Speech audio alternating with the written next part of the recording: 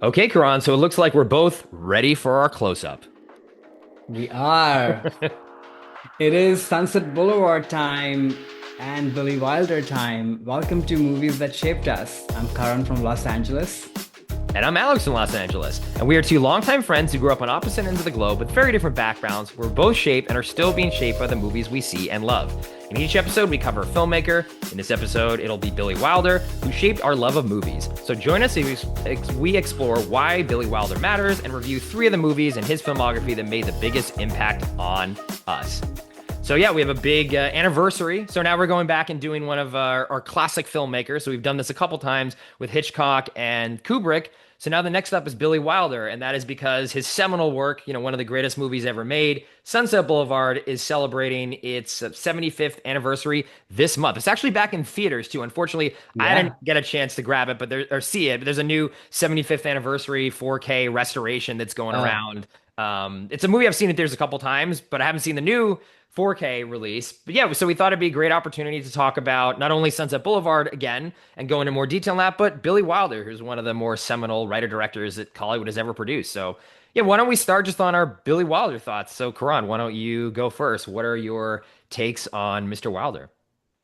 yeah. I feel like we've covered so many Wilder movies on this podcast. Uh-huh. So, you know, clearly he's important to us and important to really any cinephile that's out there. I mean, I don't even know if people know that they're watching a Billy Wilder movie or quoting a Billy Wilder movie, which can't be said for a lot of writer directors that, and that too, somebody who lived for that long and in movies for that long to be this relevant in the culture. They're like a handful of people, Hitchcock obviously being one of them, Kubrick, Hmm. like you mentioned. But I think when it comes to writer directors, Billy Wilder is probably the only one, I think. And there's something special about that because people remember the frames and the movies, but they also remember the writing, right? And hence they at the culture in a totally different way. So yeah, he's one of my favorites, and we'll, get into more of that as we share the movies. But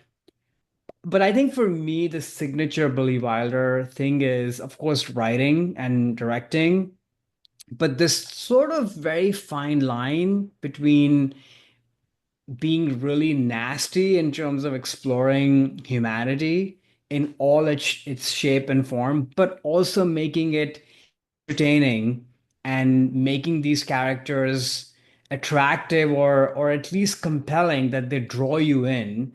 But then on top of that, layering in amazing story, plot detail, great cinematic expression. So, I mean, we talk a lot about, what makes movies great, and it's always this kind of ranking between plot, story, Hmm. character, and then cinematic expression, which is everything from how the movie looks and feels, the mise-en-scène. And, you and I, we often going back and forth on kind of how do we rank those things. And Right.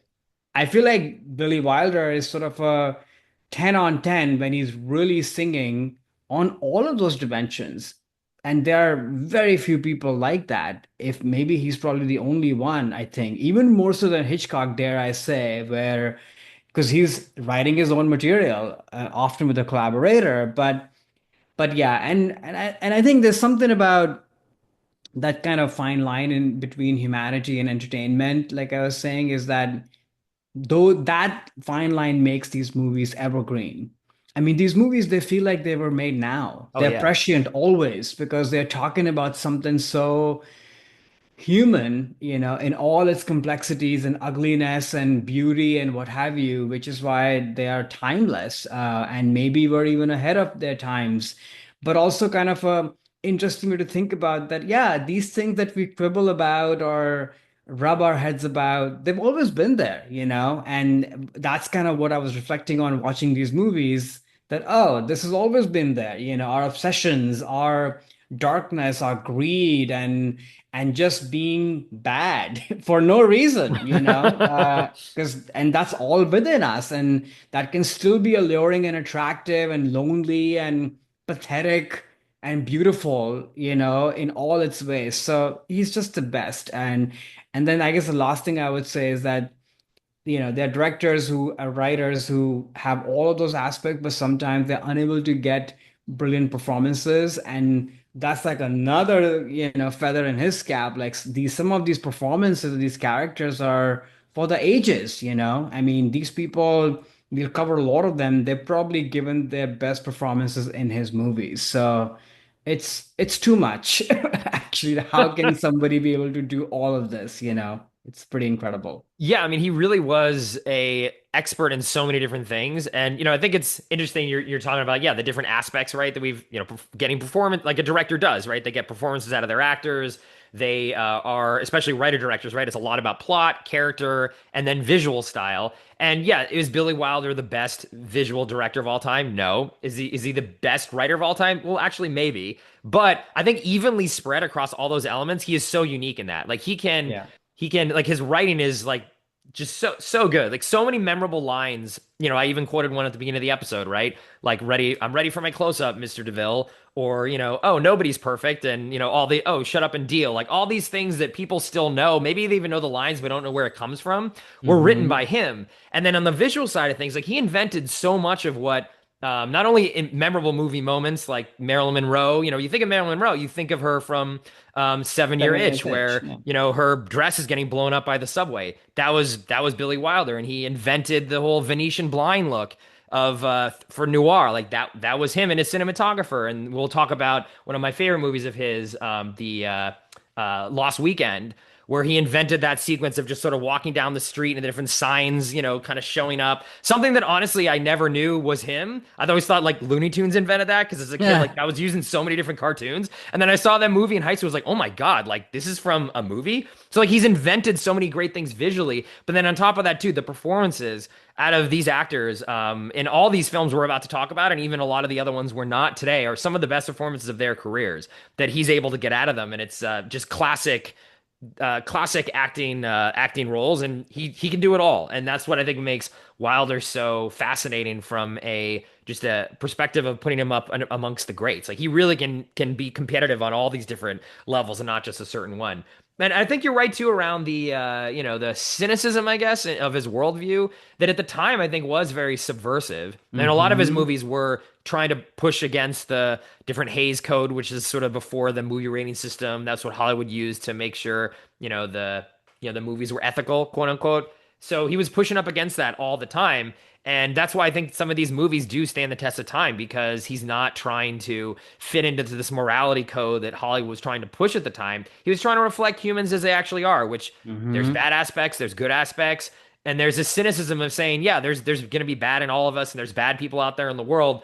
But what I like about him though is usually in his movies the bad people or the main characters are bad, they end up getting punished. So I don't think he's condoning any of these actions or saying, oh, we're in a cynical world, just give up, there's bad actors everywhere and we just have to deal with it, it's fine. It's like, no, these people usually get their just desserts in the end. Even if in an audience we empathize with them, we understand where they're coming from, we kind of in a weird way wish that they do succeed in the bad Yeah. things they're trying to do because that's what good stories can do. But I do like where he doesn't get pulled in too much of this cynical worldview attitude that for me personally, like sometimes directors kind of have that and then I just kind of bounce back off of their work because I do, I like to look at the good in everything. So I think he has a cynicism to him, but it's not so biting that it's like this nihilistic view of the world. It's just a cynical view of one. Exactly. There's a subtle difference there, and I think that's why, for me at least, he works so well.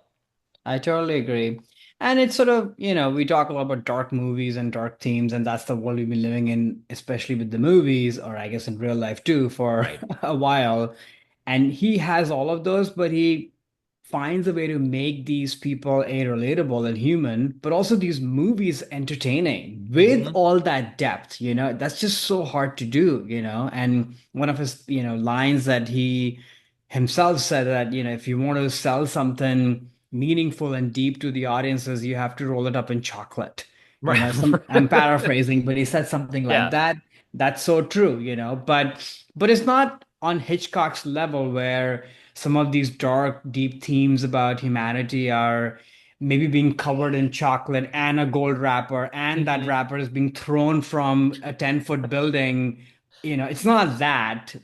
It's still pretty rooted, but there is a little sparkle to it, and that sparkle is not forced. It's coming from the people from within, because that's also humanity. Even bad people have a sparkle and a twinkle in their eye. And so it's all drawn from the inside out, which is kind of amazing.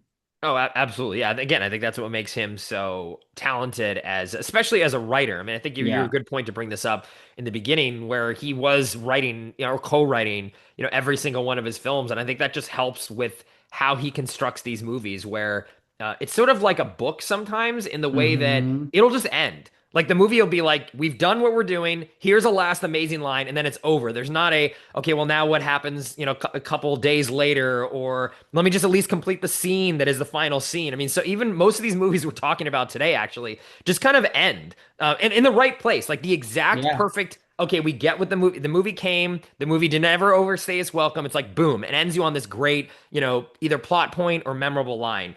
And that Right. is such a sort of a literary way, I think, to approach movies that I really love about his movies are very lean in that sense. It just nails you at Yeah. the ending and leaves you with this, perfect kind of final thing to end on and doesn't sort of like drag on or, okay, now what happened or show, extra things. I'm like, do we really need to see, No. what happens here? He just gets out. And a lot of that too is ambiguous in a way. Like some of these endings are a little bit, oh, what's exactly going to happen to Norma Desmond? I mean, she's Right. getting arrested, but what's now going to happen? Or at the end of the apartment, like, are they getting together or not?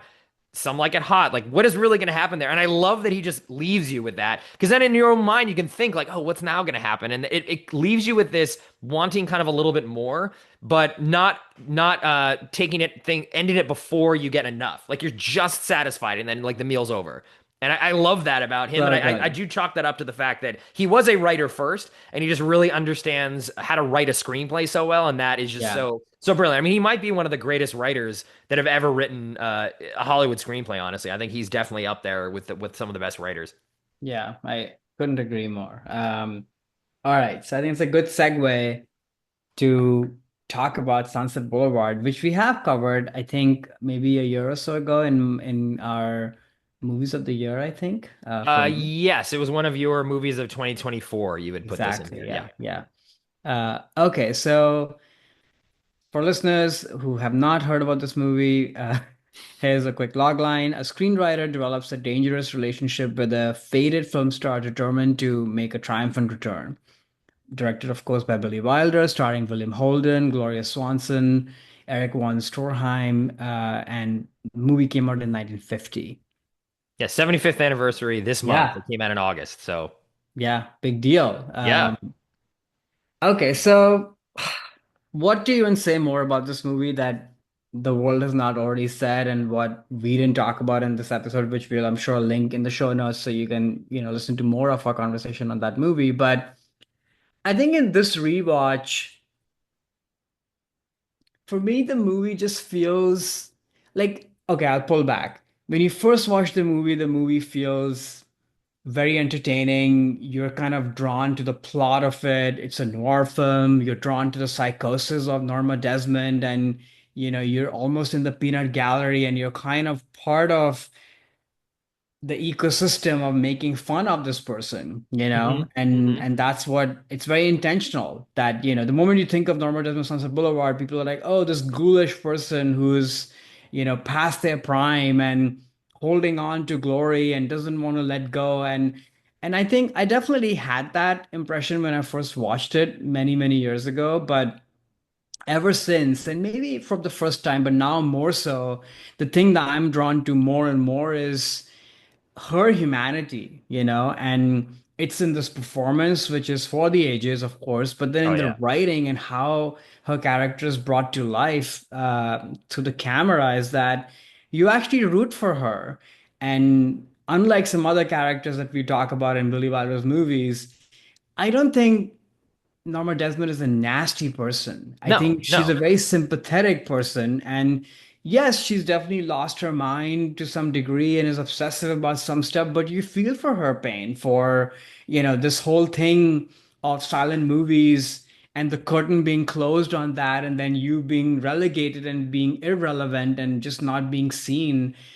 A is very relatable, but B, it's you feel for her that, oh yeah. And then And then I think the second theme that has become more palpable to me is William Holden's character's Gillis's plight is that he's also an accomplice. He's also using this person, which is not something that you would see or take note of when you first watch the movie because you're so drawn to Norma Desmond and all the weirdness and quirkiness around her, this mansion and this decrepit life that she's leading.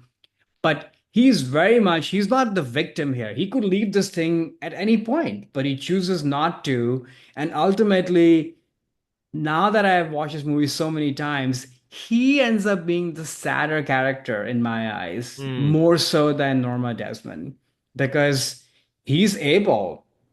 He has somebody, a younger woman who's smart, bright, who supports him. He could even find love if he wanted to, but he refuses to do that and ends up losing his life. Spoiler alert, What's in the for first this. 2 minutes of the movie, or 30 seconds actually? Let's say They in the they movie, reveal he's dead, exactly. but yeah. Another iconic moment Oh of yeah, this pool floating, totally. from the bottom. Yeah, you instantly know where this is from. Hmm. So yeah, it's a entertaining movie. Obviously, it's classic noir, but I think it has some really deep themes, as all Billy Wilder movies have, about humanity and our obsessions and how we can go down this path that we know is not right for us, but we still hold on to it. And then we find somebody or meet somebody who plight, and we are almost kind of this pair that is doomed from the beginning, and we can't let go of each other. It kind of becomes this codependent relationship. So, yeah, this movie is a masterpiece. It feels prescient. It's probably the best movie made on this town that we both Hmm. live in now. I mean, it's one of my, that's why I brought this movie last year because I moved to LA back again. And there's for people, the different movies like Chinatown obviously is there, but for me, this is the movie of LA now that I think about it. So yeah, what are your renewed thoughts on Sunset Boulevard, if any? Yeah, so as we talked about in the first time we covered this film, I've loved this film for a very long time. It's definitely one of my favorite movies, like probably top 10, and I've seen it dozens of times. And over the years, it has opened up new perspectives on the film. One of them actually is very similar to what you were just saying, in that I have more now empathy for Norma Desmond. Like she's not a a bad person or a bad character. It's like you feel really sad for her because of Mm-hmm. what has happened. Like she is not this weird sort of like creature in a castle. That sort of what I was when I was younger, when I first saw this movie, I sort of was thinking that, right? Like, oh, this is about William Holmes' character, and oh, it sucks like he's getting pulled into this world, and he, gets killed because he's been close to her. But you really do feel bad. Like she was really done wrong, and by the industry of kind of casting her aside, and she's really trying to hold on to the past, and to have someone who also too like maybe we're showing her age a little bit, but like she was only 50 in this movie. Like she wasn't supposed to be like, and when I was a kid, I was like, oh, she's some 80-year-old, very old person. Like she wasn't really even that old, honestly, as I at least was always thinking she was. Or maybe it's because I'm approaching that age now. I don't know. But it's like, no, And she people really, looked older then, fair there's all enough. sorts of things at play Right. there. Yeah. Yeah.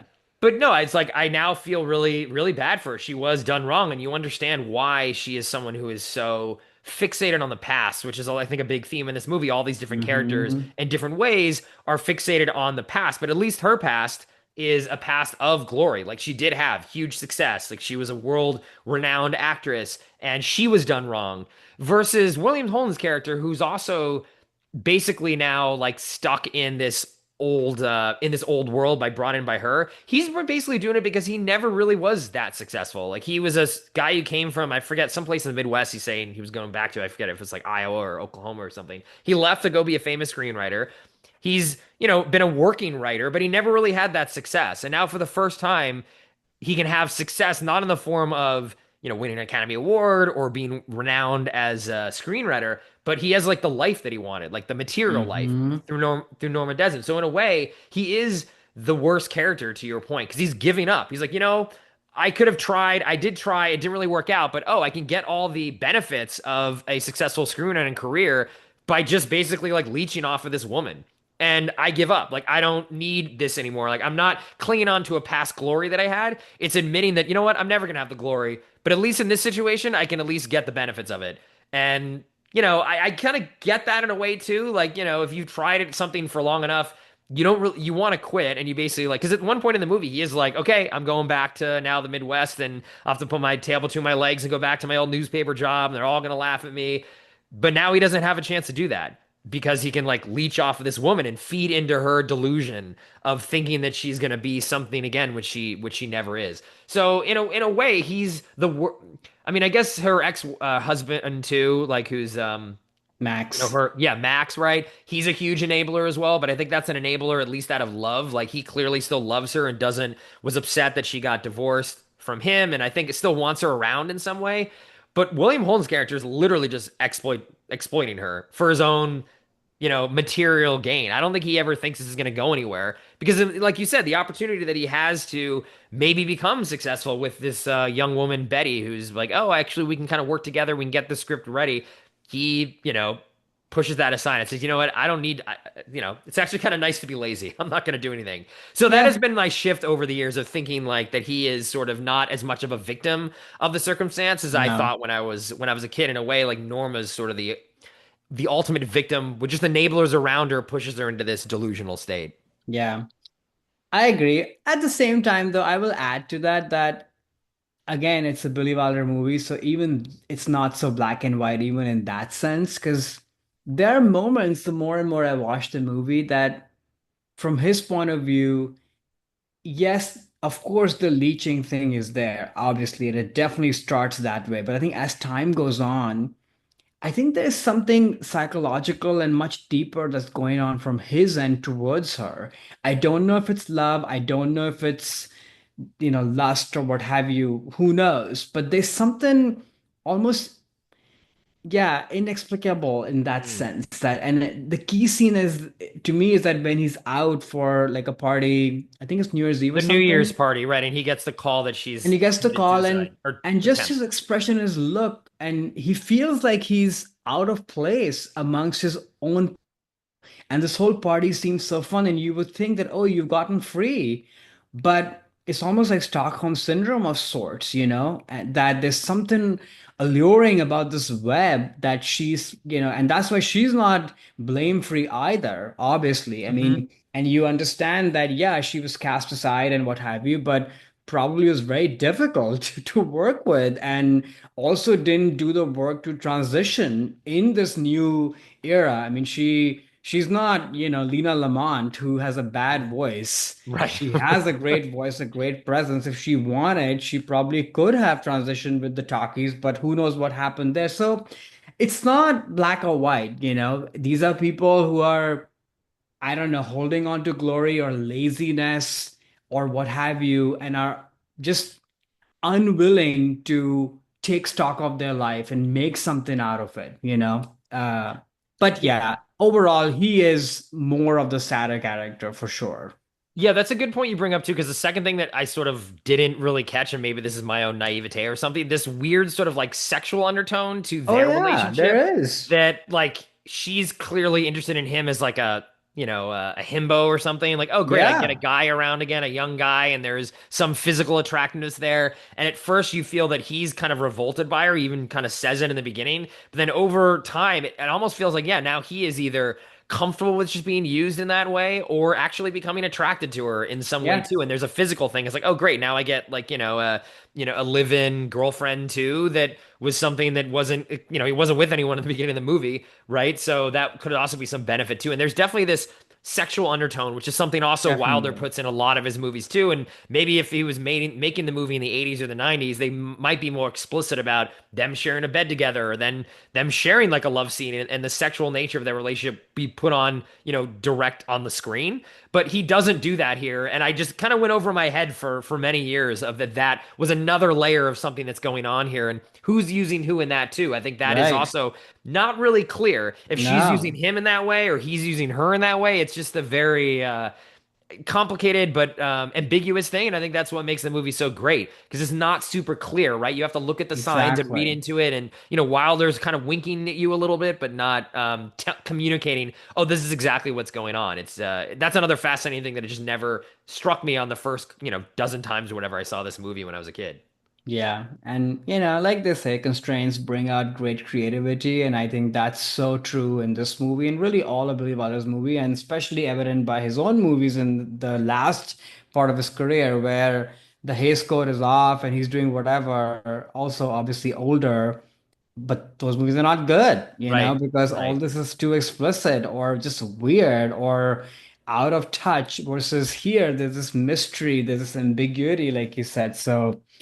Yeah, and then, so much other stuff like how the town is shot, the Mhm. cinematography overall, the score is iconic. Like every moment in this movie, it feels like special. I don't know. And maybe because we live in this town, we love movies, it's like another added thing.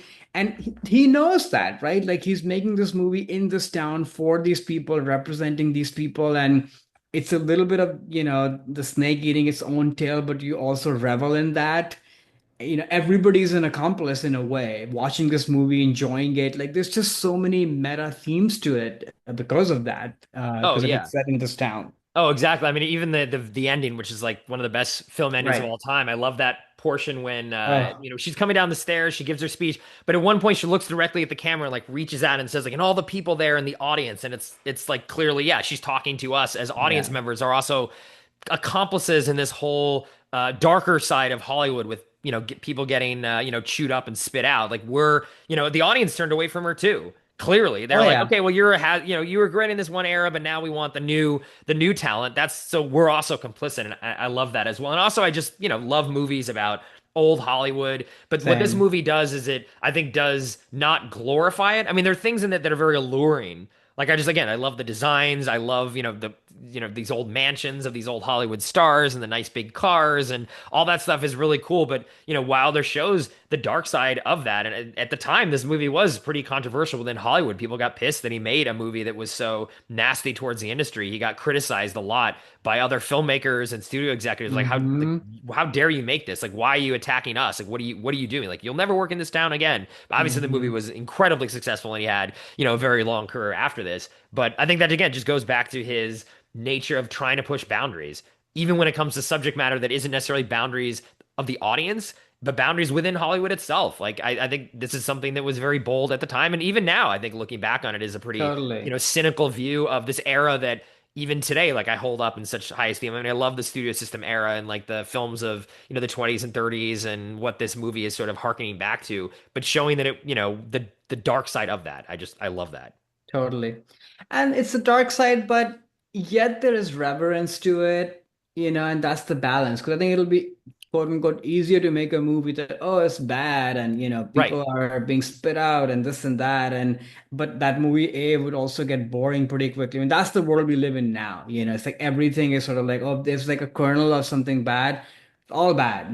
But I Mhm. think what makes us more compelling and interesting is that no, it's alluring, like you said, and one, if done right, this can be amazing as well. And I think the key scene, which we talked a lot about in our previous episode too, is when she shows up to the set and how Mm. everybody treats her. And it's so critical because otherwise, this person is a ghoulish, weird person. Like you said, like a creature in a castle. But you have to see the impact that she had and still has, and everybody lines up and just the Yeah. light, the way it tracks her. I mean, I get chills just thinking about it. And so that's he's showing the best as well as the worst side of this town, which is true for any world pretty much.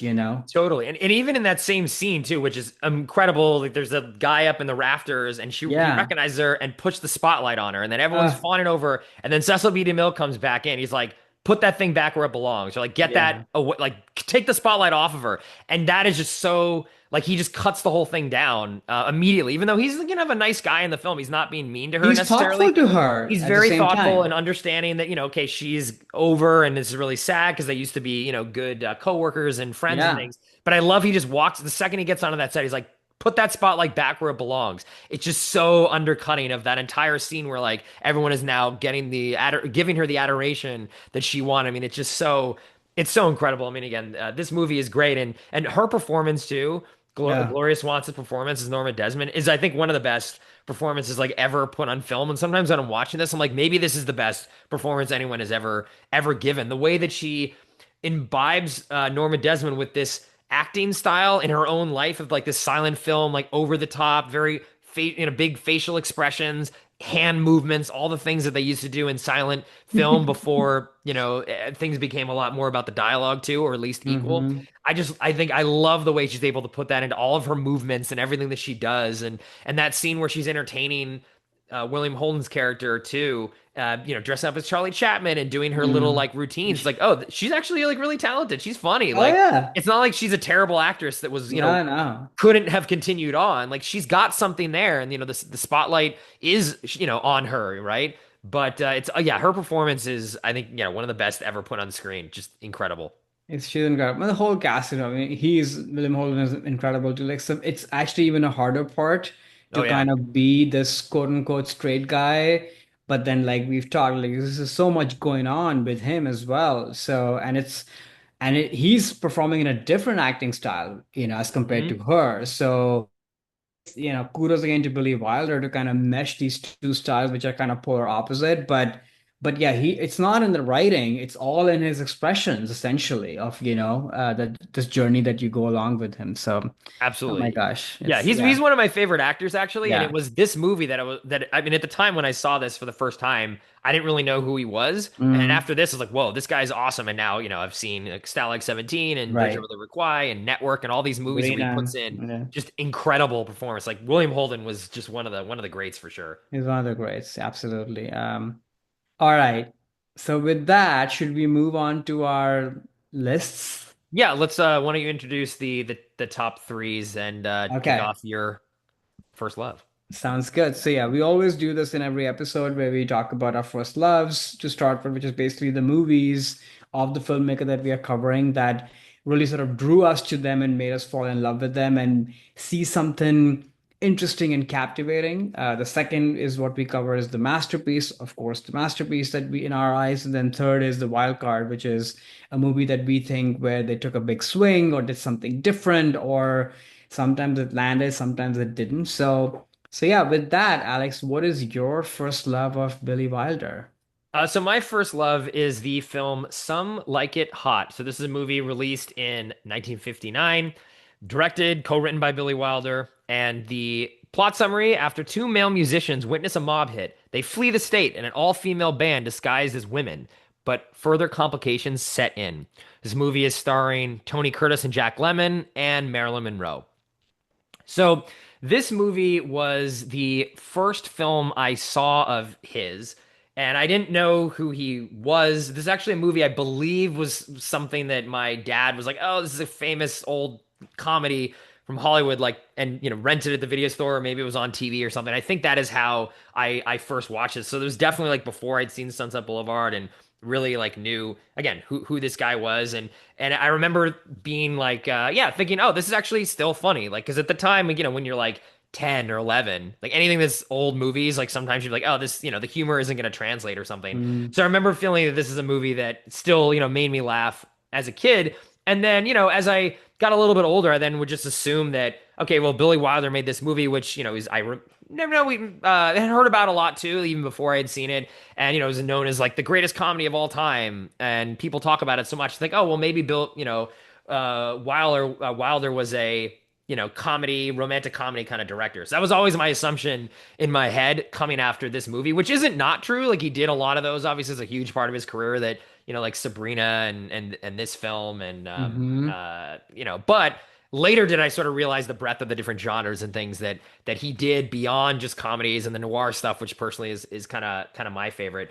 But yeah, that's why this is my first love, because it was the first film that I saw of his, and seeing it then over the years, the movie just definitely grows on me, and I sort of understand too the context that it was in, the all the subversive natures of playing around with gender, the ambiguity there through many different characters, where you sort of don't understand, like, if they are, heterosexuals or not, or who are they really attracted to? Hmm. How much of it is just putting on a show? So we'll get into more of that when we cover the film. But I think the more I see this film, the more it does grow on me. Like, do I think it's the best comedy ever? No. But I do think it is definitely still incredibly funny. And a lot of that is due to the performance that he gets out of the actors, something we talked about before. The lines, the dialogue, so snappy and witty and just great, incredible banter, incredible final line, which again, we'll talk a little bit more about that when we get into the film. And then also too, just like the shot composition is something I've realized a lot more as Hmm. I got older, like in the beauty of that too. It's not just about the performances and the dialogue. I love the scene in the beginning, which is a scene that is a mob hit. And they're, the two main characters are there and they see this assassination attempt supposed to be like the Valentine's Day massacre, kind of parodying that. And it is kind of scary. Like balancing that tone in a movie where you get to see people get gunned down and these mobsters going there and then turns into this, farcical, gender bending comedy later on is a really tough thing to pull off. And even some of the shots too in this film, I think Wilder does a great job of communicating plot points through like the visuals and how he lays out the scene. One of the scenes I love are in the early on in the train car when they've just disguised as women. They're now part of this all female band, and at one point, the two men are like, "Look, we have to just sort of stay away from the women. Like we got to make sure we're incognito here." But then Jack Lemmon's character gets sucked into this, drinking with the girls, and they're in his train car, and they show this. They cut kind of outside of his little sleeping My cabin, favorite and just scene. all these women's legs just sticking out of this thing. All these women are in there. You're just sort of immediately just like laughing, but it's like this shot sort of explaining this plot point of like, yeah, they're amongst all these women that are really attractive because all these hot legs kind of sticking out. And it's like, oh, what is he gonna do? Surrounded by all these women that he can't, that he can't be with. So that's just an example of visually how he's able to communicate the themes of the film. So yeah, I think this movie is incredible, and I'm not gonna say attack it when people think it's the funniest movie of all time. I just would put some other movies above it, but it's still as I've grown older, even though this is the first time I saw it, is I've learned to appreciate a lot more from the filmmaking. So yeah, before we get too much into the film itself, because I have a lot to say on that too. What were your first impressions of Something Like It Hot? When did you first see it, and what is your feeling of it today? Yeah, I don't think I saw the entire movie until maybe I want to say 10, 15 years ago, Mhm. but I definitely saw lots of scenes from this movie, even as like a kid, just on TV. And this whole gag of like men dressed as women, I remember this, and of course Mrs. Doubtfire comes, and there are many Mhm. other, and even Tootsie. so many Yeah. Tootsie and so many Bollywood movies have the same trope as well. Oh, okay. And so now, of course, I'm older. It feels like this movie, Some Like It Hot, is sort of a origin point, and I'm sure they did that before too, like vaudeville and such. But Mhm. it's a big cornerstone in this.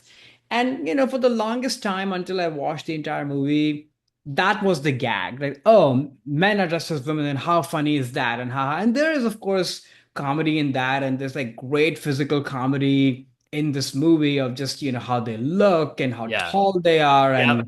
and they Their sort of makeup and keep, stuff. yeah, the makeup and how clumsy they are, and just the voice intonation of both of them, and the classic Jack Lemmon laugh with all that makeup is Oh just yeah. so funny just to look at. Not in like a laugh out loud haha, but it's like it's just really cute and Yeah. funny, Yeah. Silly. Yeah. it's silly, which is really great. That's a great word for it. This is like a very silly, funny movie. But as you watch as an older person and watch it over and over again, which we have, you start to see all the things that you were saying, that it's funny, but at the same time, there's a lot of depth to it too, of like in terms of the gender bending stuff and who's with who and are they putting a show on, what have you. But I think it's also a movie of just people finding who they are, And we could have almost put this movie in a wild card category because all Billy Wilder movies have that. These are people, they're deeply human people who are on a journey exploring who they are. And often that takes like nasty turns. Like this is explored in a really fun way. But if you just move like, I don't know, 2 inches away, there's something really sad about all the three people. Hmm. Uh, Stuck in their lives. What is the plan here? Who are they going to find? We don't know.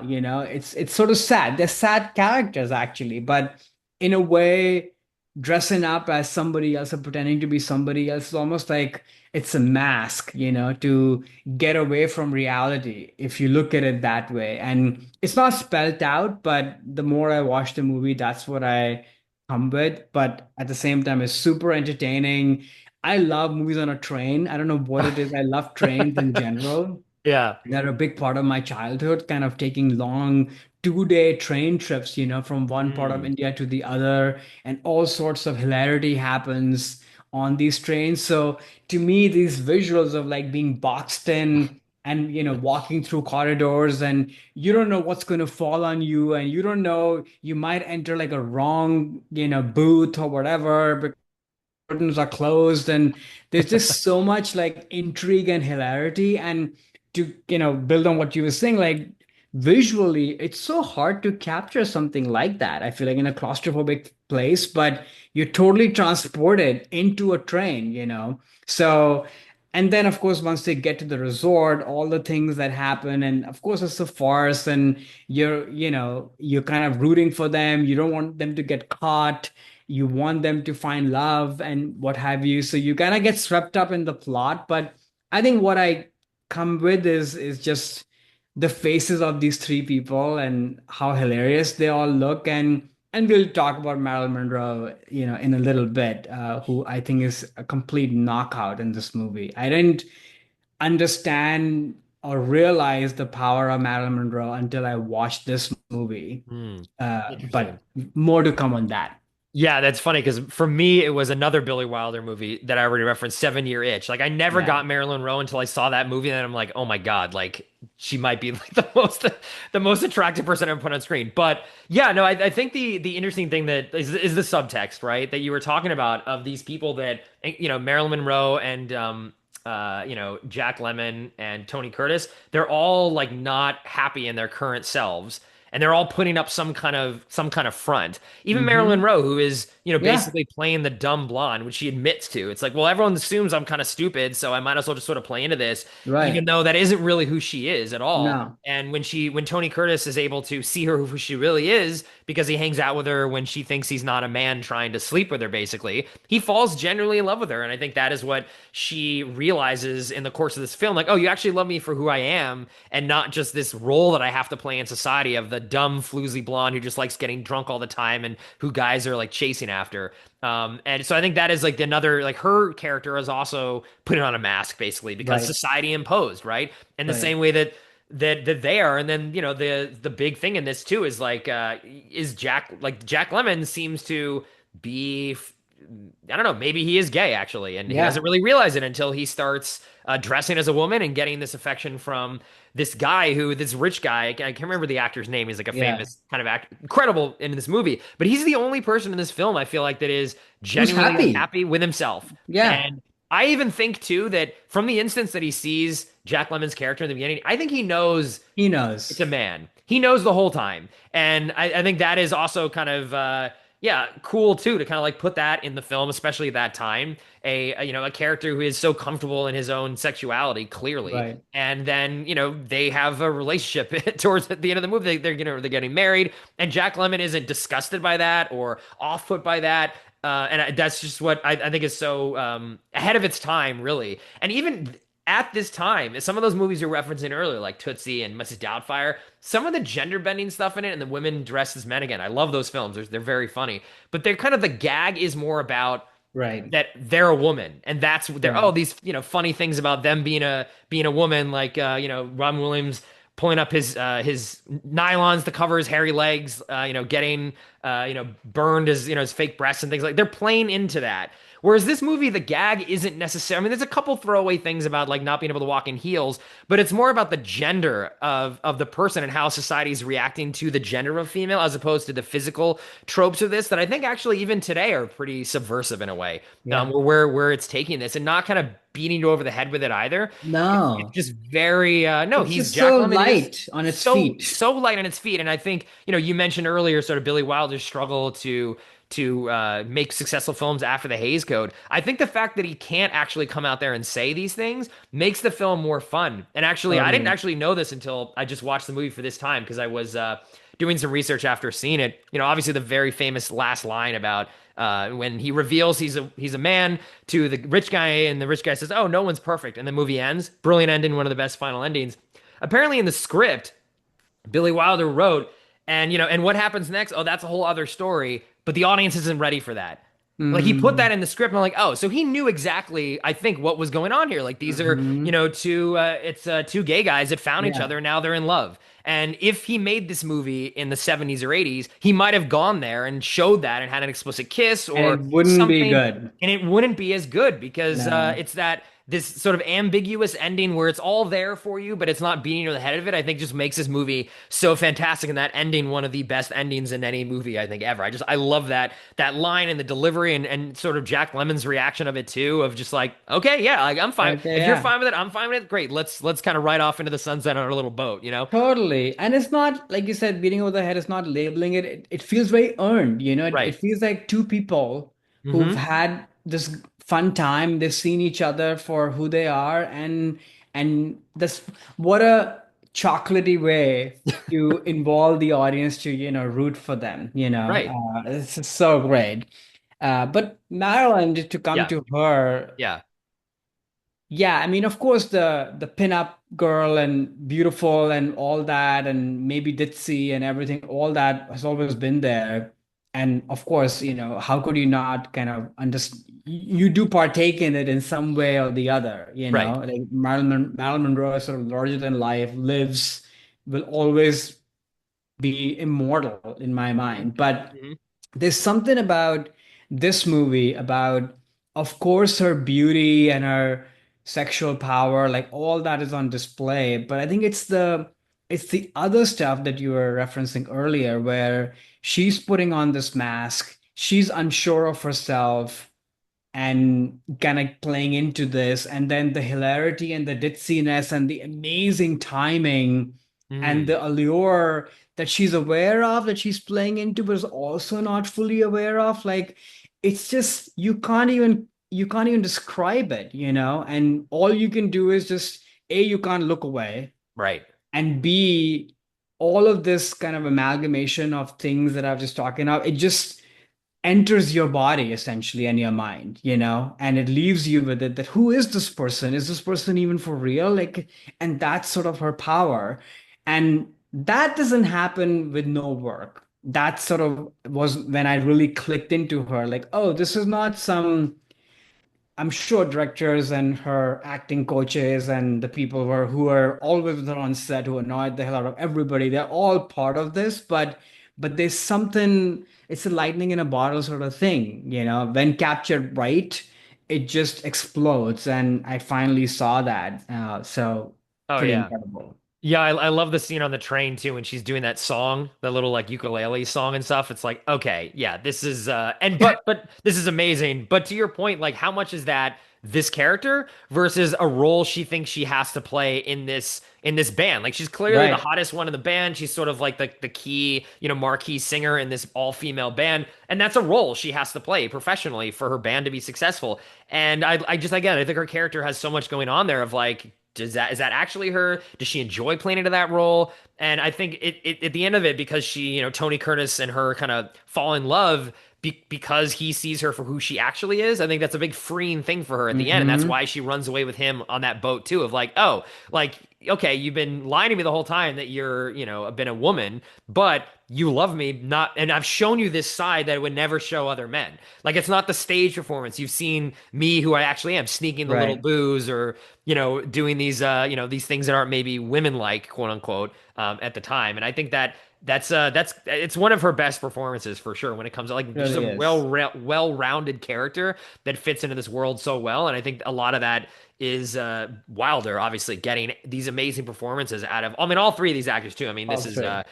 Tony Curtis. I think this is his best role, and Jack Yeah. Lemmon, who's one of the best comedic actors of all time. He's so good in this as a woman. You believe that these two men are women, honestly. Like their makeup it's not like they're overdoing it either. Like you can see still the Jack Lemmon face in there, but no, the way that he plays it, I'd be fooled. I'd be fooled in a train car or something. It's just a laugh. I just can't get over it. Oh, I, it's so I funny. wish I could do that laugh. I Yeah. can't. It's Yeah. just the best laugh, but especially with all of that stuff, I'm like, it's too Great. much. Yeah, yeah, totally. So this definitely is one of the, again, classic comedy in so many ways. Great high concept comedy that has more to it. Those other layers that I mentioned is just something that I think why the movie stands the test of time, not only because Yeah, it's very funny, but because Wilder is putting these other layers into the movie and really making it a lot about people finding themselves and just by pretending to be someone else, you actually find who you are in a way. And because you're not playing exactly. the Yeah. role that society tells you as you to play, you can sort of do something else. So I think this You can do movie, something else about it, and it's the choices you make. In fact, it just clicked in my head what we were saying earlier. Uh, William Holden and Norma Desmond's characters, they're a few steps away from these people, actually. yeah, yeah, you're You right. know, if Yeah, you sort of take the left turn as opposed to the right turn, like this, maybe you end up here. So they're from the same place, actually. yeah, yeah. That'd be a fun crossover. I know. Yeah. Great. So that was my first love. What is your first love of Billy Wilder? I mean, I can't believe the movies that we're going to talk about. It's too much. I keep saying that. But my first love is Double Indemnity from 1944, directed, of course, by Billy Wilder, written by him as well, co-written by him, starring Barbara Stanwyck, Fred McMurray, Edward G. Robinson. Quick logline: an insurance representative is seduced by a dissatisfied housewife into a scheme of insurance fraud and murder that arouses the suspicion of his colleague, a claims investigator. So we covered this movie as well on the podcast a while back, I think. Yes, I think it was our acting episode, if I'm not mistaken. Was that right? Probably, yeah, Yeah, you yeah, brought it in as a acting appreciation yeah, for acting, I think. Yeah, so it's yeah. been a while, but we have covered it, but I'm excited to talk about it more.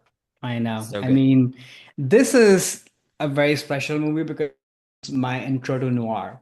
I mean, I've probably seen noir movies before, but like this is where it all sort of clicked for me, and Mhm. I'm kind of a noir fan and obsessive. And if I'm given a choice to watch a movie at any given point, I would always say a 40s noir. Nice. This is where I am now Yeah. in life, and it all starts here. Yeah.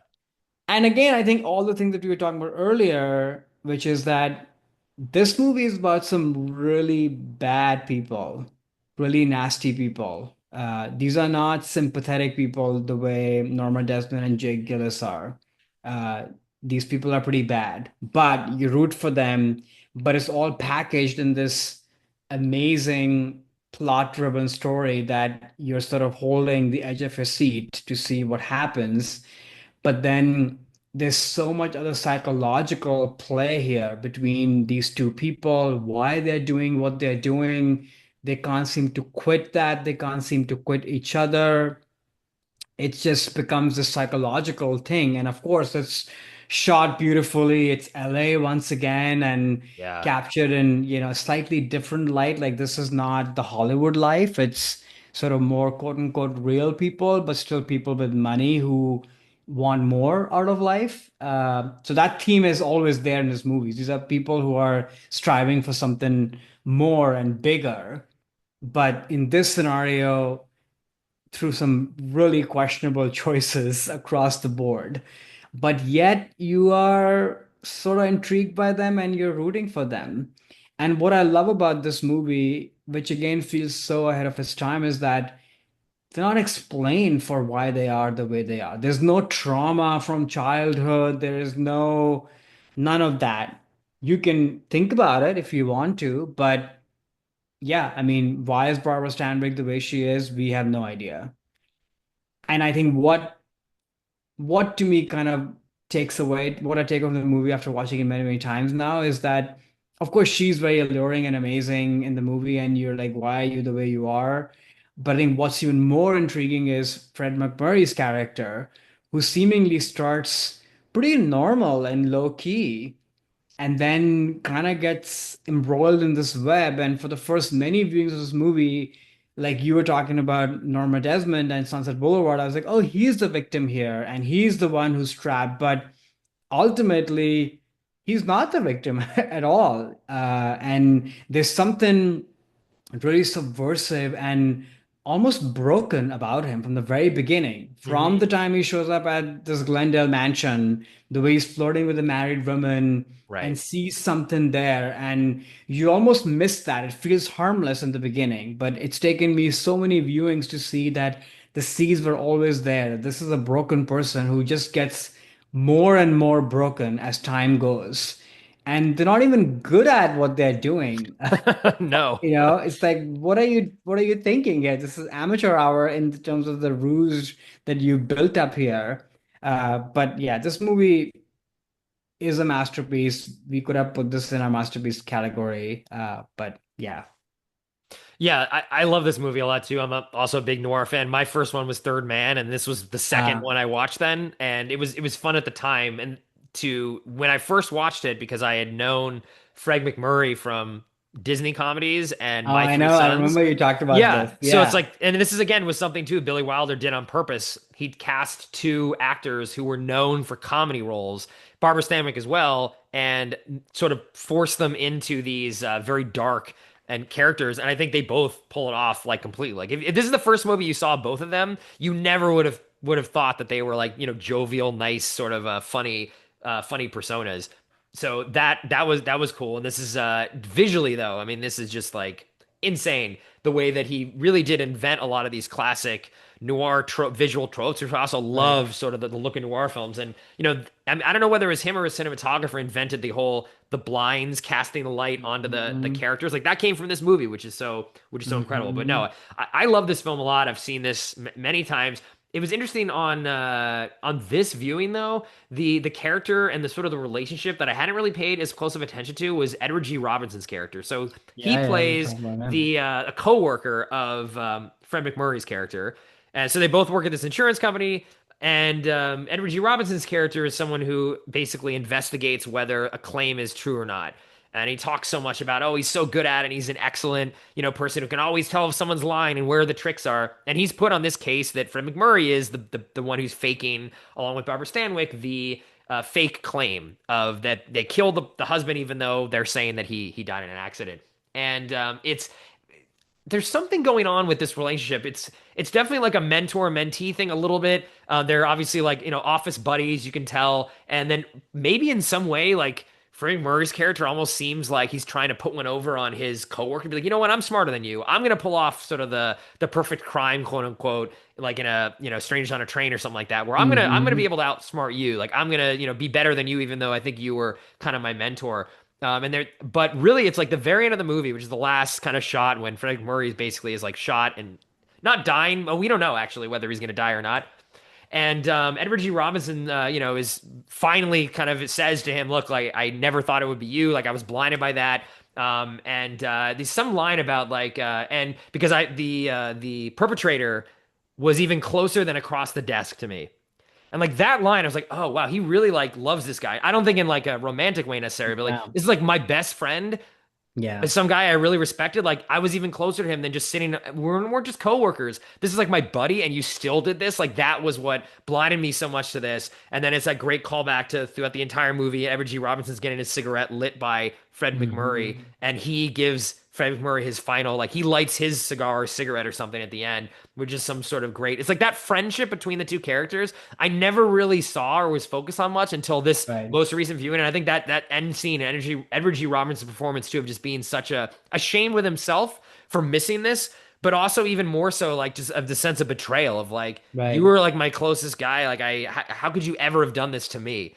Just really was powerful to me on this viewing, which I had not really picked up on before for some reason. I'd been so focused on the two main leads and their scheming and all the things that they're going Right. through that. Yeah, just something about this. Edward G. Robinson was like the only good guy in the film in a way.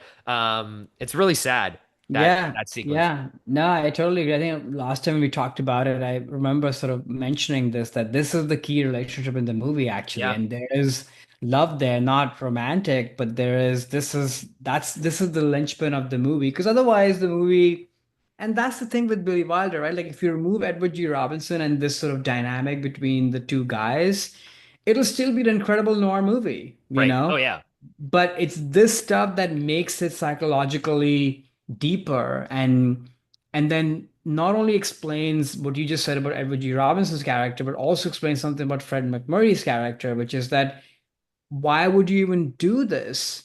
Right. And that's where the brokenness is, that maybe there was competition. Maybe even though he was a mentee and they were friends, maybe this is the inciting incident. Maybe Edward G. Robinson, I don't took a case from him or did better or something, and he's trying to prove himself. And like you were saying that maybe like, oh, I'm going to one up you, and you'll never be able to Hmm. catch me. And so it just adds all these layers and dynamics to why these people are up to the way they are. Right. Um, the Exactly. the other thing I always think about now that I've in the last few viewings is that their meetups in the grocery store Oh, yeah. Yeah, I love is that. so amazing. And I just love photography and how people looked in back in the day too. All you see are cans. There's Yeah. no real produce in this entire store, which is kind of fascinating to me.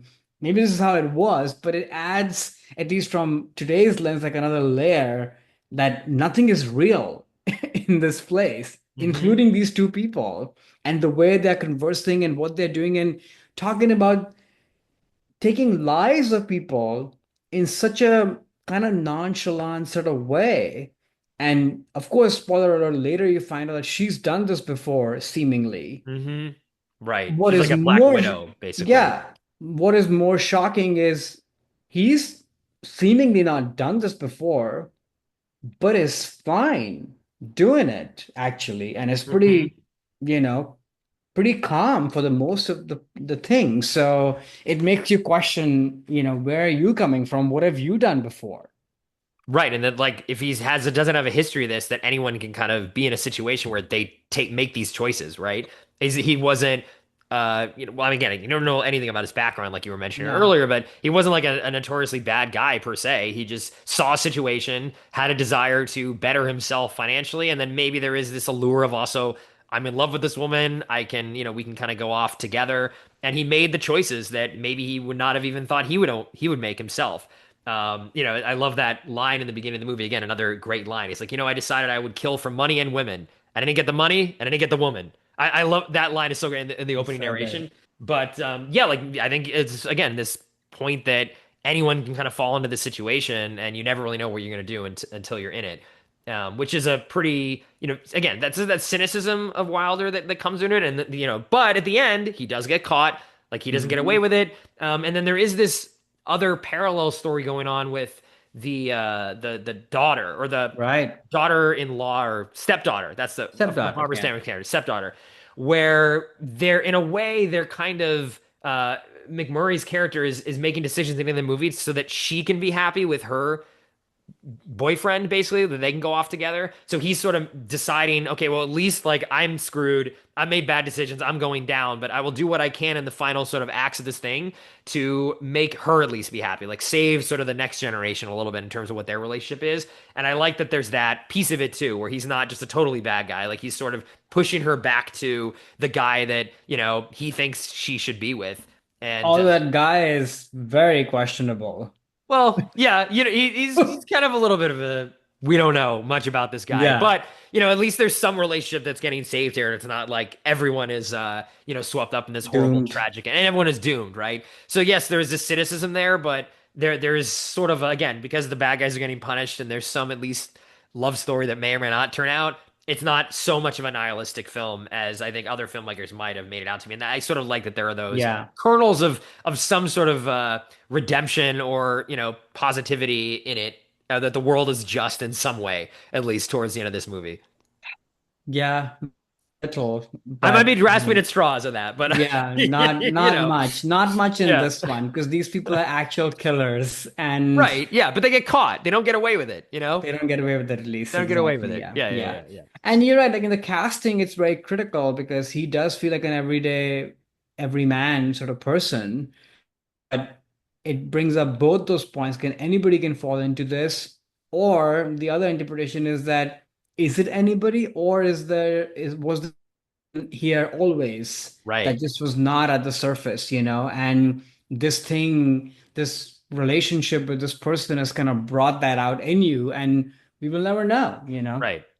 Right. Yeah, it's so great. If people haven't seen this, in my mind, this is the quintessential noir film, and I think I even agree. quote unquote like scholars have said, even though there have been films that are noir-ish before this really was the one that birthed the entire era, which is cool to always come across directors who sort of created a style. I mean, I know we mentioned our Hitchcock episode, he created so many different genres, and then Right. in a weird sort of tangential way, I think Billy Wilder's even said like he wanted to make his Hitchcock film when he made this. So Hitchcock, even in a uh, two steps removed, inspired film noir, which is also kind of cool. Pretty amazing. Yeah. Yeah, That's a fun thing to think about. Like, what would a Hitchcock version of this movie feel like? But I think it'll be very different. Like, there's something very signature about Billy Wilder. I think it's the depth of character, which 100%.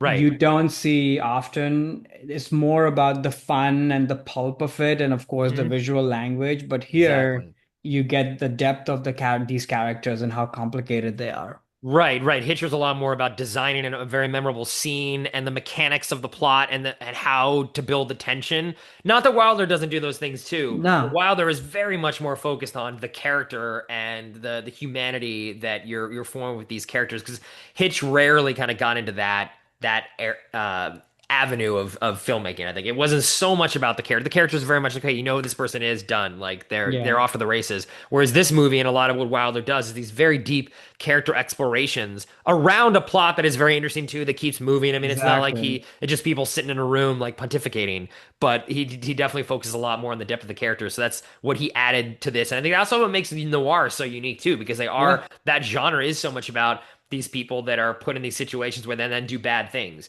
And it is right, so much about these characters that feel trapped in some situation and how they react to it and how they're trapped in this world. And it is much more of a character driven subgenre that I think that's clear as why like Billy Wilder is the one to kind of set the standard for that. Whereas Hitch, I don't think ever really could have pulled something like this off. I mean, Hitch is the best. I'm not knocking him at all, but it's right. not his sensibilities, right? It's Wilder's No, sensibilities.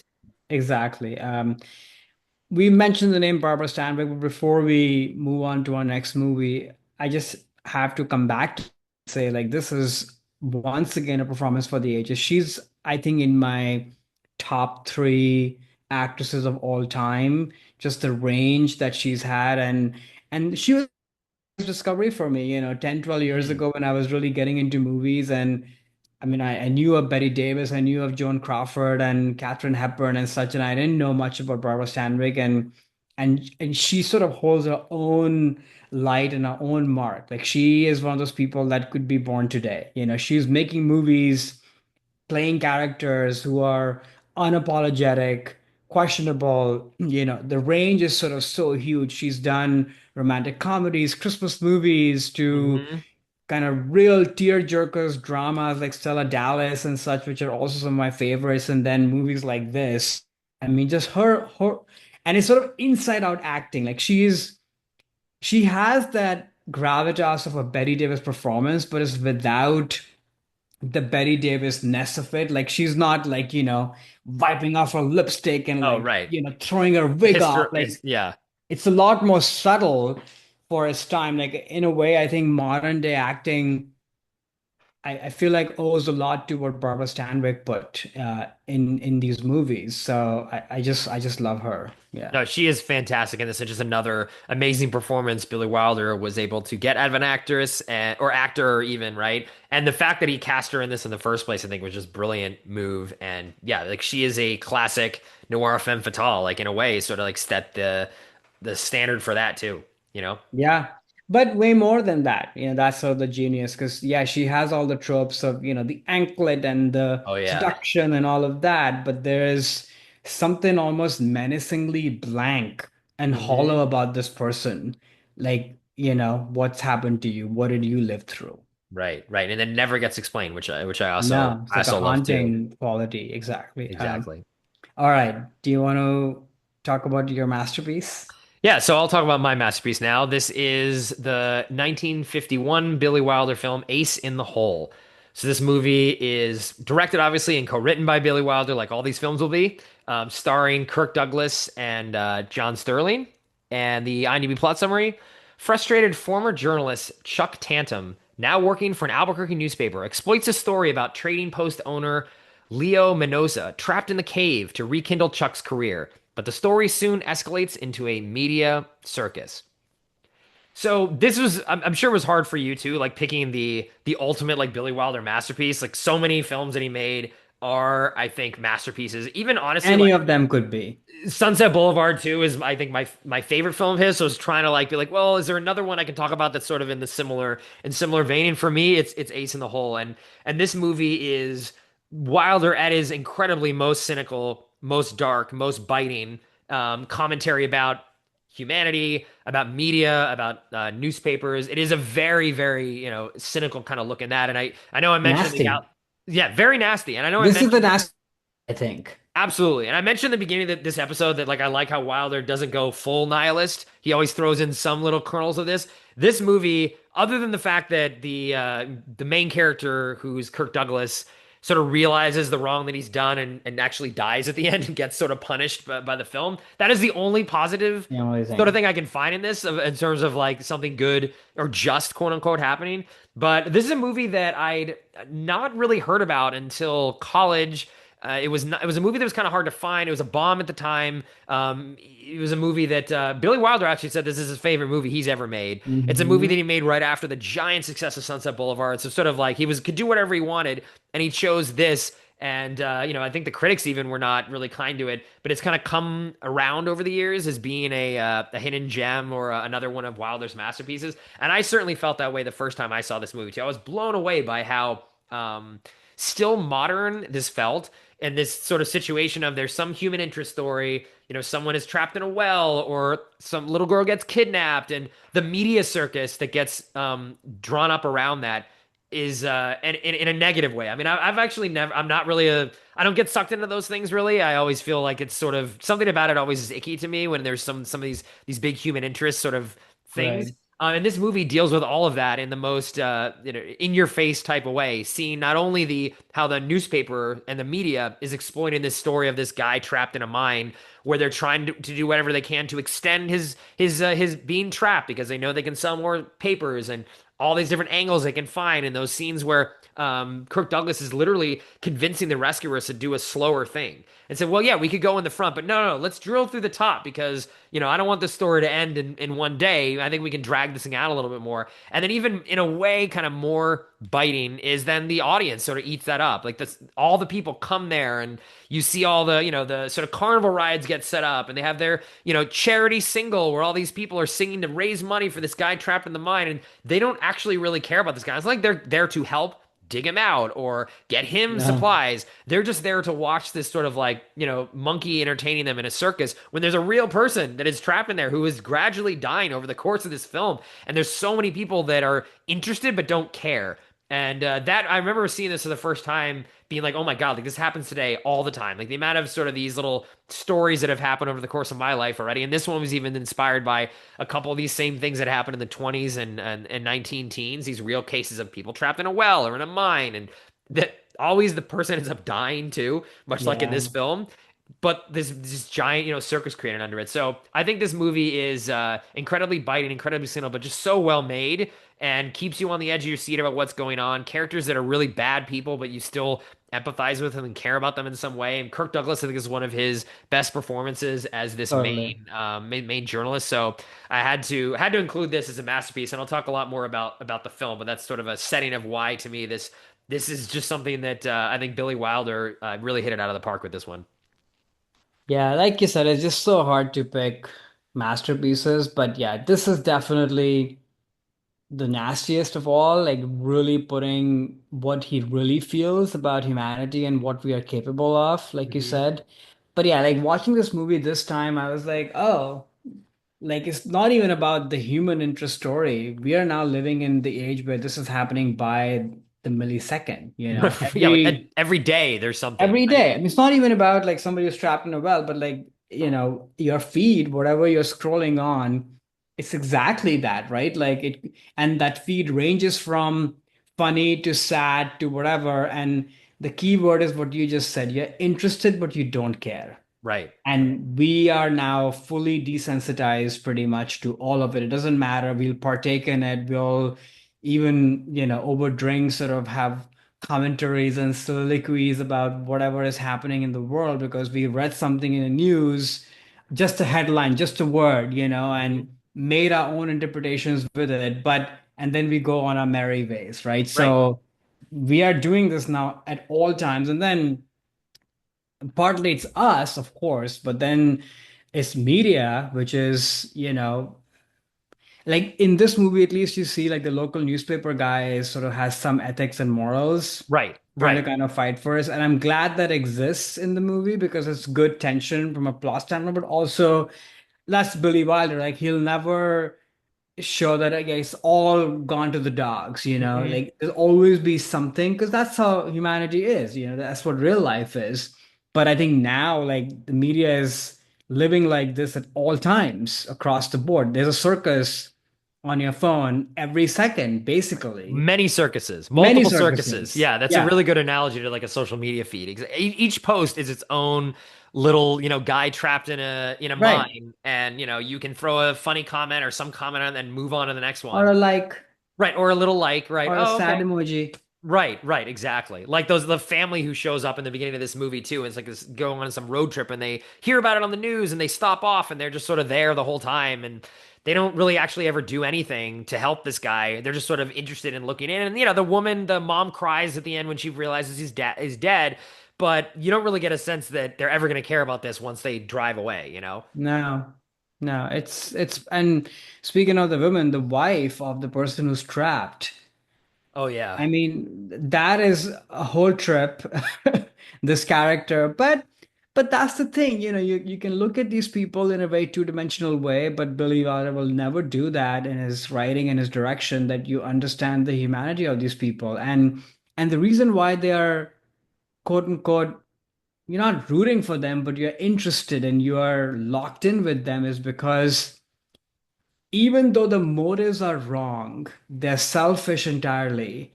But there's something very human to once again get to a better place, Right. or get something out. And that's sort of what makes us is our entrepreneurship spirit or a way to make, something out of lemons, right? And at the heart of it, that's what these people are doing, except it's morally bankrupt and it's at the cost of everybody else around them. But Right. that line is actually depending on where you stand, the thickness of that line might vary, and some might say, well, if you've had a hard life up to now, and this is the only kind of bright ray that you sort of have seen, you got to grab it, some might say that. I'm not saying that, but somebody might say that. And that's sort of the beauty of these movies, especially this one, is that it's right at the edge of it, Hmm. if it were there, this would be a different movie, still a fun movie, a nasty movie, but you wouldn't come back to it and we wouldn't be talking about it. No, absolutely. Yeah, the wife's character is so interesting in this too because I think you're right. She sees her husband's tragedy as a opportunity. Even if it, and I think she goes over the course of the film sort of realizing what the cost could be. Okay, maybe he suffers a little bit longer, that's fine, it's worth it. Or okay, well maybe he'll be, forever maimed for this. And then at the end she basically comes to the point of, okay, well if he dies, that's fine actually as long as I can accomplish this. Like the ends justify the means here, even if the means are the death of another person. Like, let alone if it's Yeah, like her husband. Like, this could be yeah, anyone. And I think that for me personally, that's human life is the most important thing, and then nothing is worth that. But you really do point out like she's really one of the more interesting characters in this film, and I love in terms of the filmmaking. There's this scene, incredible framing of the scene where Kirk Douglas is talking to one of the miners who are gonna, or the people who are the diggers who are gonna help kind of extract him, and it's the two of them on each side of the frame, and he's trying to convince the guy, well, why don't we just go in through the top? And I know we could do the faster, but Billy Wilder places the wife in the center of that frame. In the background, so she's kind of mm, overhearing them, but the focus is on her. So as the audience, you're like, oh, mhm, she's hearing all of this. She's not stepping in to be like, well, hold on a second. Like, no, we got to get him out right now. Like, why are you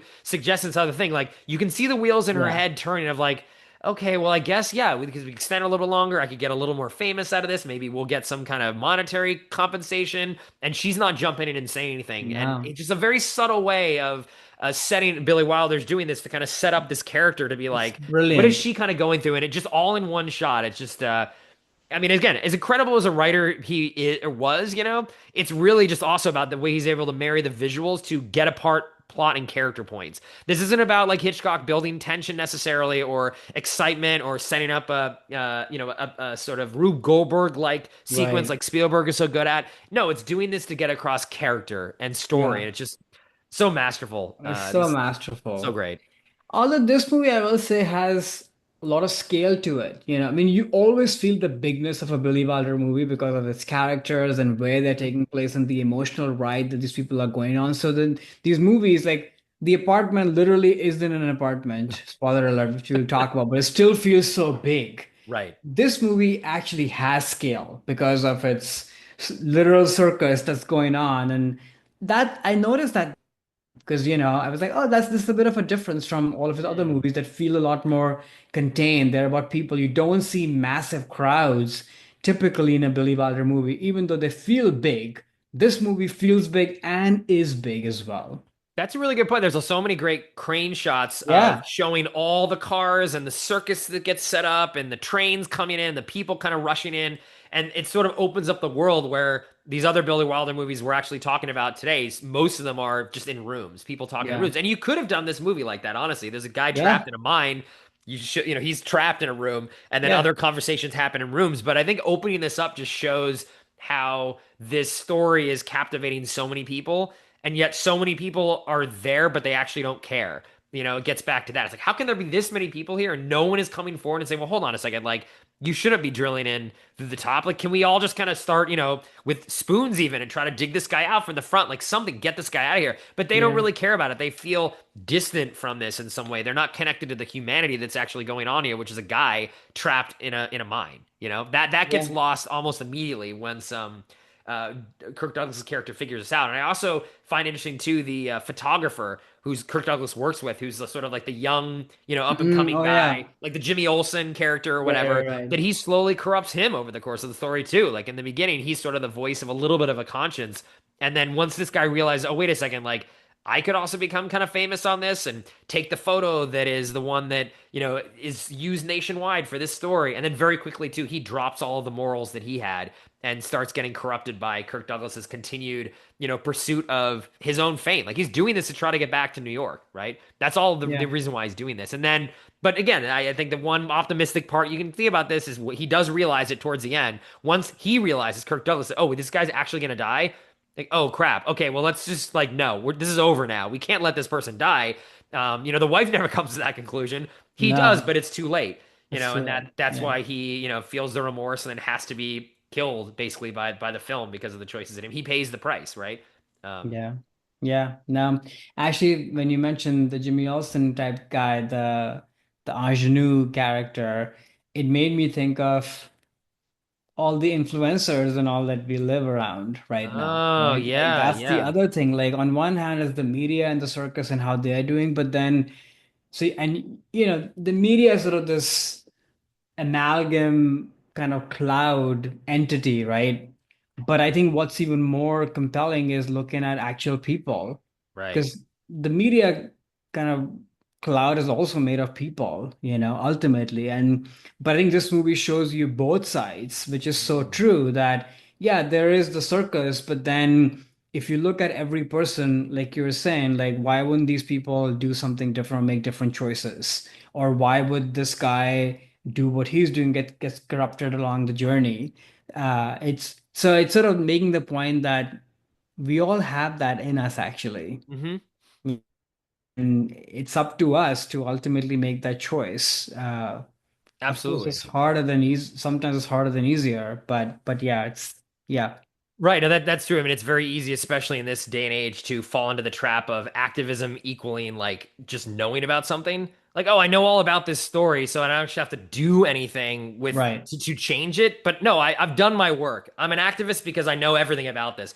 Well, no, you're not really. If you show up at this mine site and you know everything about this guy, but you're not actually trying to help him, then you are kind of worthless. And in a way, it's like removing this removing potential activists from the world. Like the media is doing this on purpose to make you feel like you're doing the right thing just by hitting that like or by reading more about this, reading an article. I've done my work now. I know about it. Exactly. Well, knowing about it doesn't mean anything at all. It's like, what are No. you doing about it? What are you doing And about I it? think that's what this movie is shining that light on, which I think is so great. And one of the to me, this is one of my favorite I'm very cynical about few things, but one of them is definitely media. It's like the movies I like about media are not the hero journalists. I mean, I like Spotlight and All the President's Men, but for me, the ones that really speak to me are like Facing the Crowd, Network, and this. Like this to me is how I actually view the media. I Right. don't want to praise them as often or think that there's some sort of heroes coming in and doing something because at the end of the day, I think they are numbing people to activism more than they're Yeah. actually. Information is not really anything. What are you doing with that information is what matters. But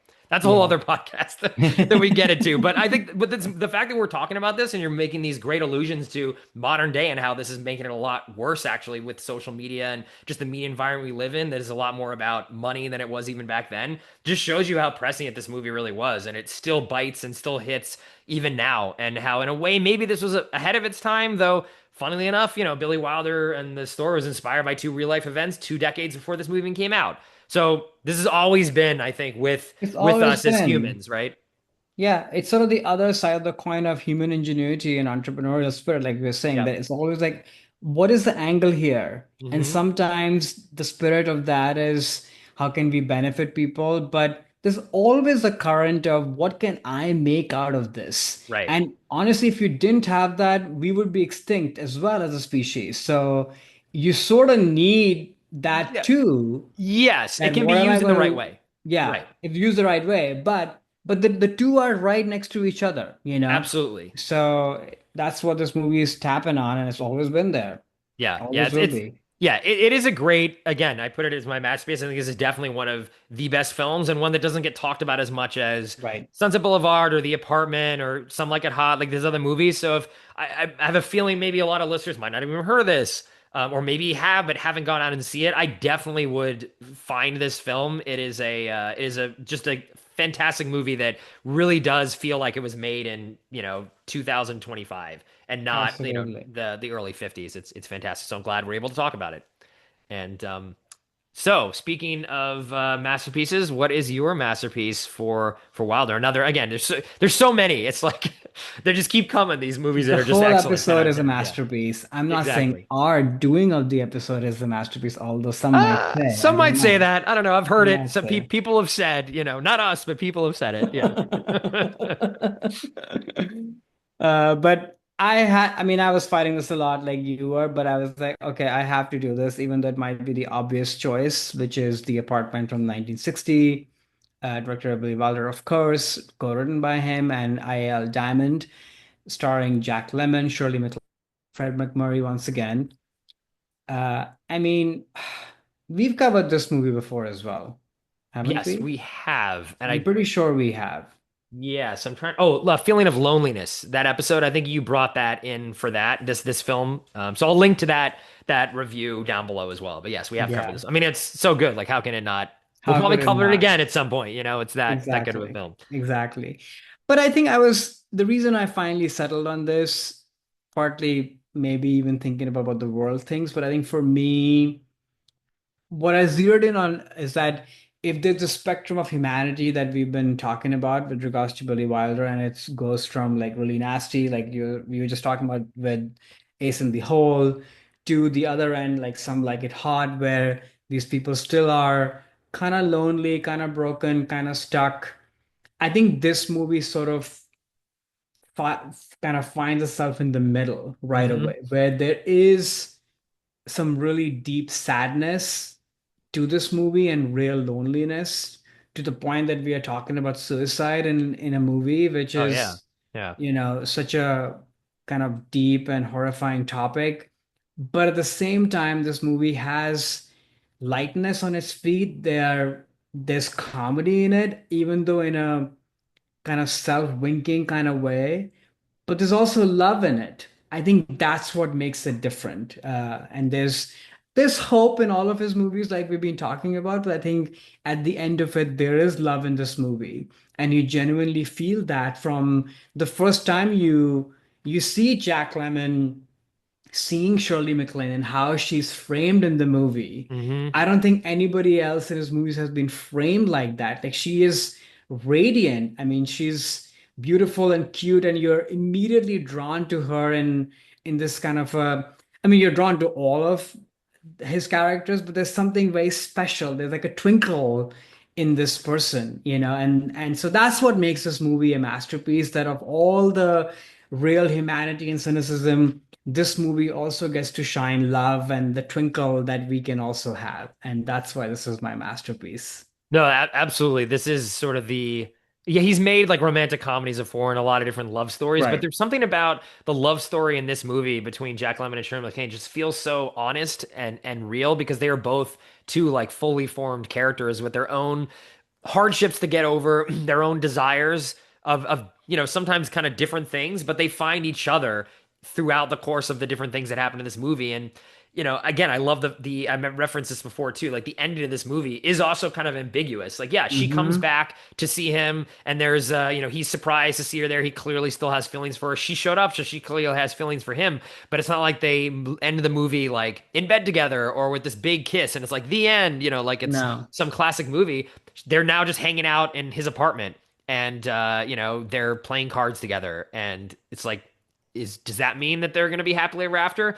I don't know, but there's something about that honestly, if it did end in a kiss and at the end, I would feel less like it would than this. This feels like a real kind of interaction. It's like, okay, finally, like we can finally be alone together, spend real time together where there's not all these other things going on with other people pursuing Shirley MacLaine and the different things that, Jack Lemmon has already made a decision that he's leaving the apartment and he's going on and having a better life, and she's also going on and having a better life. Now they've gone through their trials, right, as characters, so Hmm. they can finally be together and truly be them. And I think that Hmm. is so yeah, it really captures what real love kind of is in terms of like what it looks like, I guess, instead of what it feels like. So I think Yeah. that is such a great. I mean, and obviously the line "Shut up and deal" too is like just a classic.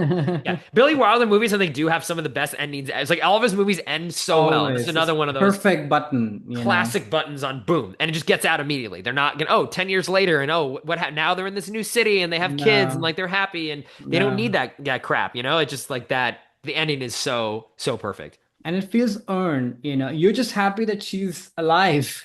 Right. And It's you're just true. Yeah. happy that he's made the decision to move off of this thing.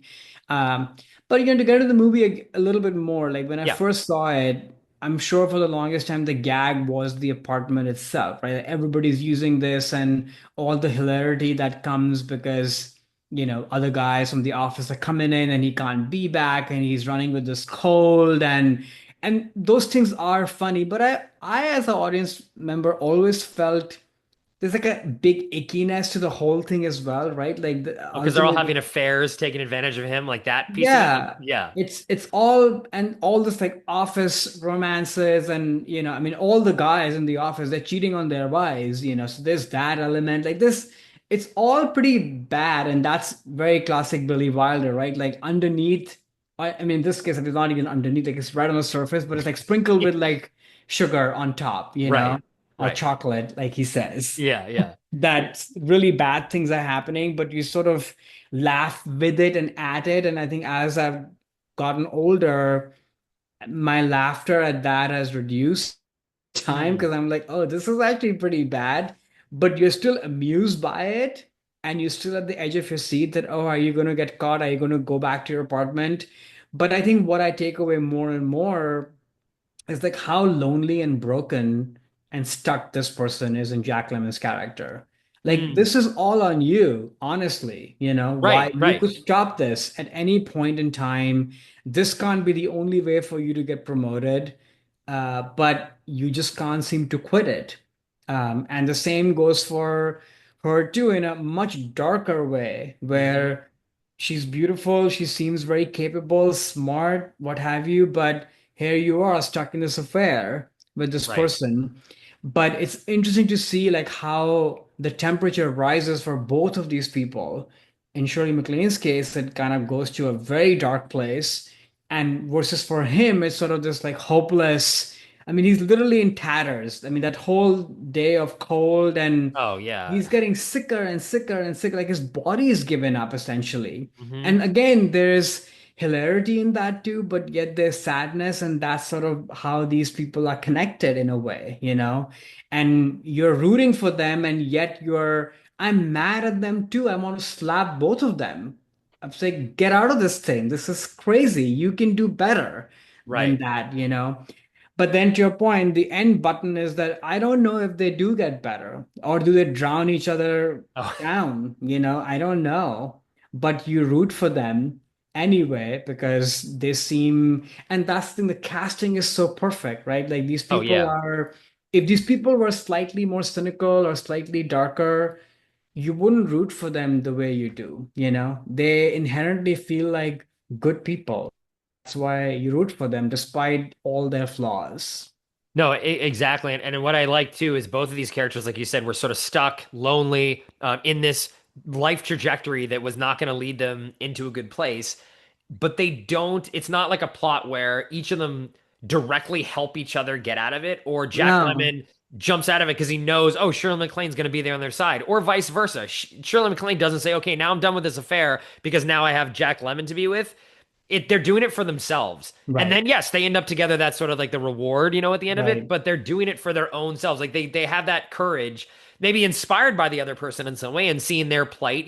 So it's not like it's not through inspiration of somebody else, but they're doing it on their own. And that is what I love about this movie too. The realization that they both have in these moments where with Shirley MacLaine, like, oh, he's never gonna, ever leave his family in any circumstance.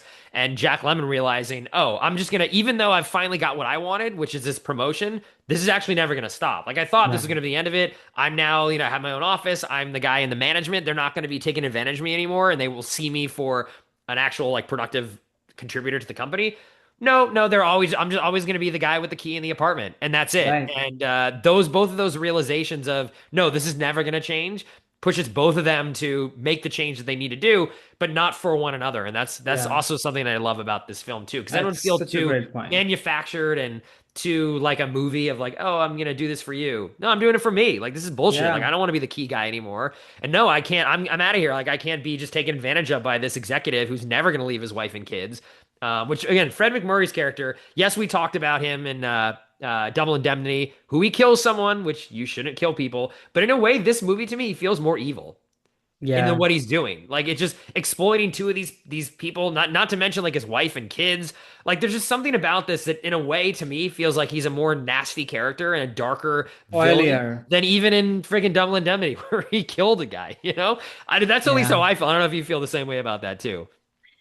It's yeah, it's both bad. I think there it's bad. Maybe it feels lesser because he's surrounded by bad too. In this case, True. you see the impact on people who are not bad people, actually. They're just Right. kind of hopeless and broken and stuck. So I think you feel that impact just more. Mm. But yeah, what you're saying earlier is so critical. Like these people, and that's why you root for these two because they find like a leaf of hope on their own, not for Hmm. anybody else, and they come on the other side, and you want them to, and that's why you root for them.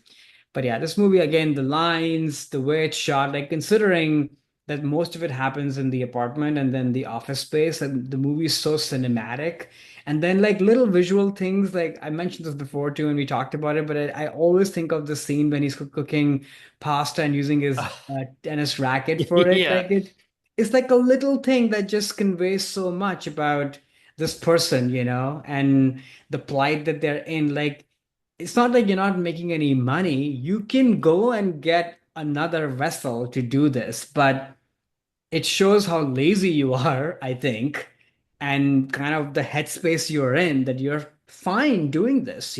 So, and then the office stuff is also I love pretty that. Yeah. amazing to me, just like as a time capsule.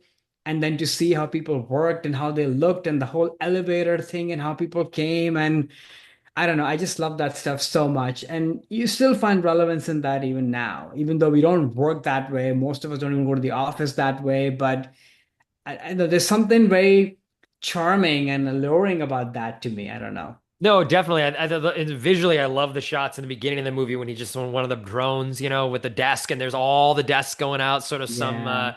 some kind of like Kafka-esque thing where he's trapped in this thing. But also too, it feels like a real office. Like they capture sort of the. I mean, it's hard to kind of remember back to this like pre-COVID where everyone was have to be like in the office 9 to 5 in these big companies. But there is so much gossip that goes on, people talking. I love the party scene where it's Oh like my they're just gosh, the walking through party is there. out There's of like control. random people making out in the hallways and things like that. Like, okay, like I guess this is just what, it's sort of like a Mad Men way of like maybe this is what things were like. Definitely. And I have to feel like they probably were. I don't think these things were done as too much of an over exaggeration about how things were like. But you really get a sense of this is a real office and these are real dynamics and the different switchboard operators sort of having their little gossip and Fred McMurray's receptionist who gets mad and she gets fired. She gets him back by saying, "Oh, your wife."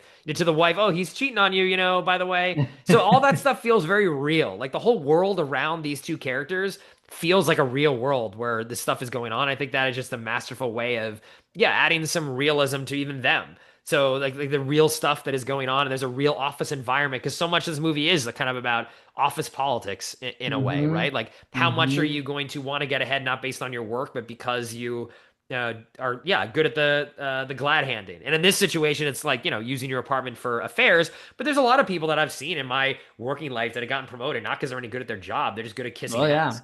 yeah. And that in the way this movie is kind of showing that too, and how empty that is, and how if you're the ass kisser, they're never really going to value you for your work. It's No, always going to be for whatever thing you're providing them outside of that. But I love exactly. the office politics in this. I think it's just so rich. And again, it goes back to Wilder, just an incredible writer. Like not just focusing on the main characters, but setting this world that feels so realistic. And yeah, this movie is absolutely fantastic. And yeah, one of the greatest movies ever, and will I think always feel new and relevant and relatable. Like it doesn't feel like a movie made in the '60s to me. This could be No, made today, and nothing would change except they wouldn't all have like rotary phones, basically. exactly. I mean, yeah, I feel like we've said this now for all of his movies, and that's such a huge testament that they all feel so fresh. Oh, Last exactly. thing I want to say about this one is that when you said fresh, it reminded me of this, that every time I put this movie on, I always think of this movie as this kind of light, breezy, kind of fun movie. Hmm. And then I'm always jolted about the deep themes and the suicide, the center of it, and Yeah. all of that. And that's kind of also a genius part of the movie is that it's again something so deep and harsh coated with chocolate. Like it's like the perfect example of that. Like I forget about it every time, and it Right. it takes me by a surprise that oh my gosh, this is happening. And then oh yeah, of course this happens in this movie. It's Right. kind of genius that do you feel that way Oh, too? absolutely. Like the scene when she overdoses on those pills and he comes back and sees her in the bed and at first he's like, "Get up. Like what are you doing? Why get out of here?" I'm And then all of a sudden he's like, horrified. "Wait a second. Like you're not," and he runs to get the doctor and it's like a very heavy scene that is in such a movie that has, a light film and is known as a comedy. I think people Yeah. say this is a comedy. So no, I think that you sort of do forget that because it is such an enjoyable movie in a way, like enjoyable movie throughout the course of watching it because of the funny dialogue and the witty, kind of lines that he peppers in there. Like when one of the guys is leaving the apartment who's having the affair with the woman, and she's like, "Are you bringing other women up there?" He's like, "No, I'm a happily married man. I wouldn't do that." Like little lines like that are just so funny. So you sort of forget that yeah, there are some very serious themes, and that scene too is very It's jarring very dark and very dark. and Yeah. what a great Shirley MacLaine from him. She's so young and again just feels like this could be performed today, where she's sort Oh, of this absolutely. sparkle, twinkle person, like we were saying earlier. You're drawn to her and she's framed so beautifully. And the suicide scene, like it's not an over the top scene. It Mm-mm. feels as if somebody is going through that. Like she feels hollow. I mean, no pun intended. Like the life is sucked out of her, you Yeah, know? absolutely. No, it's a Yeah. it's a fantastic performance, in a classic film. So Classic good. masterpiece. Yeah, it really is. All right. So we're now at our wild cards. What do you have for us? So my wild card is, I think, the movie that is the most recent film we're going to cover today on the podcast. It's Billy Wilder's 1970 film, The Private Life of Sherlock Holmes. So this is directed by Billy Wilder, co-written, obviously based on the Sherlock Holmes character from Arthur Conan Doyle, starring Robert Stevens, Christopher Lee, and Colin Blakely.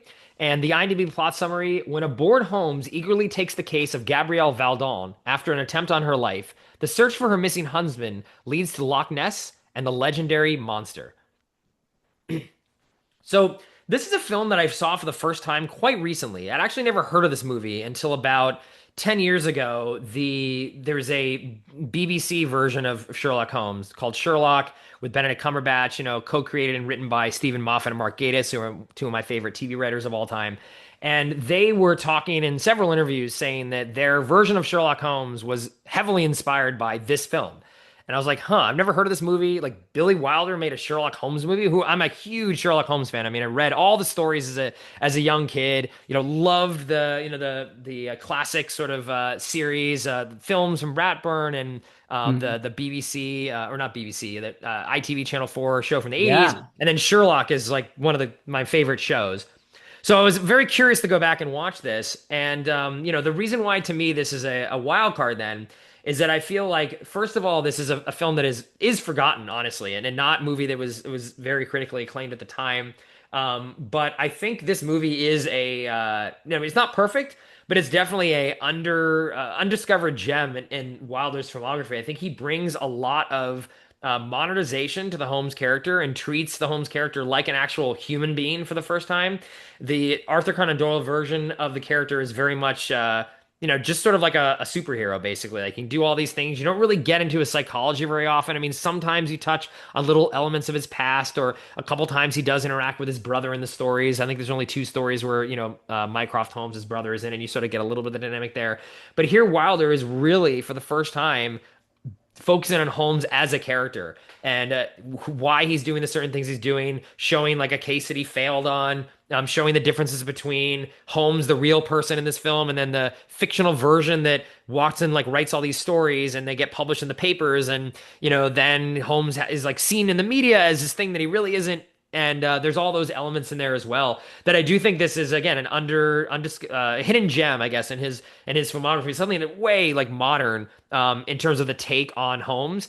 And I definitely, after watching this, is like, oh, Stephen Moffat and Mark Gatiss cribbed so much of this from the Sherlock BBC show from 10 years ago. I don't know if you've ever seen the Benedict Cumberbatch Holmes show, but it's like even lines are pulled from this movie, plot points are Mm. pulled from this movie. So much of it is inspired in that film, which I love that series too.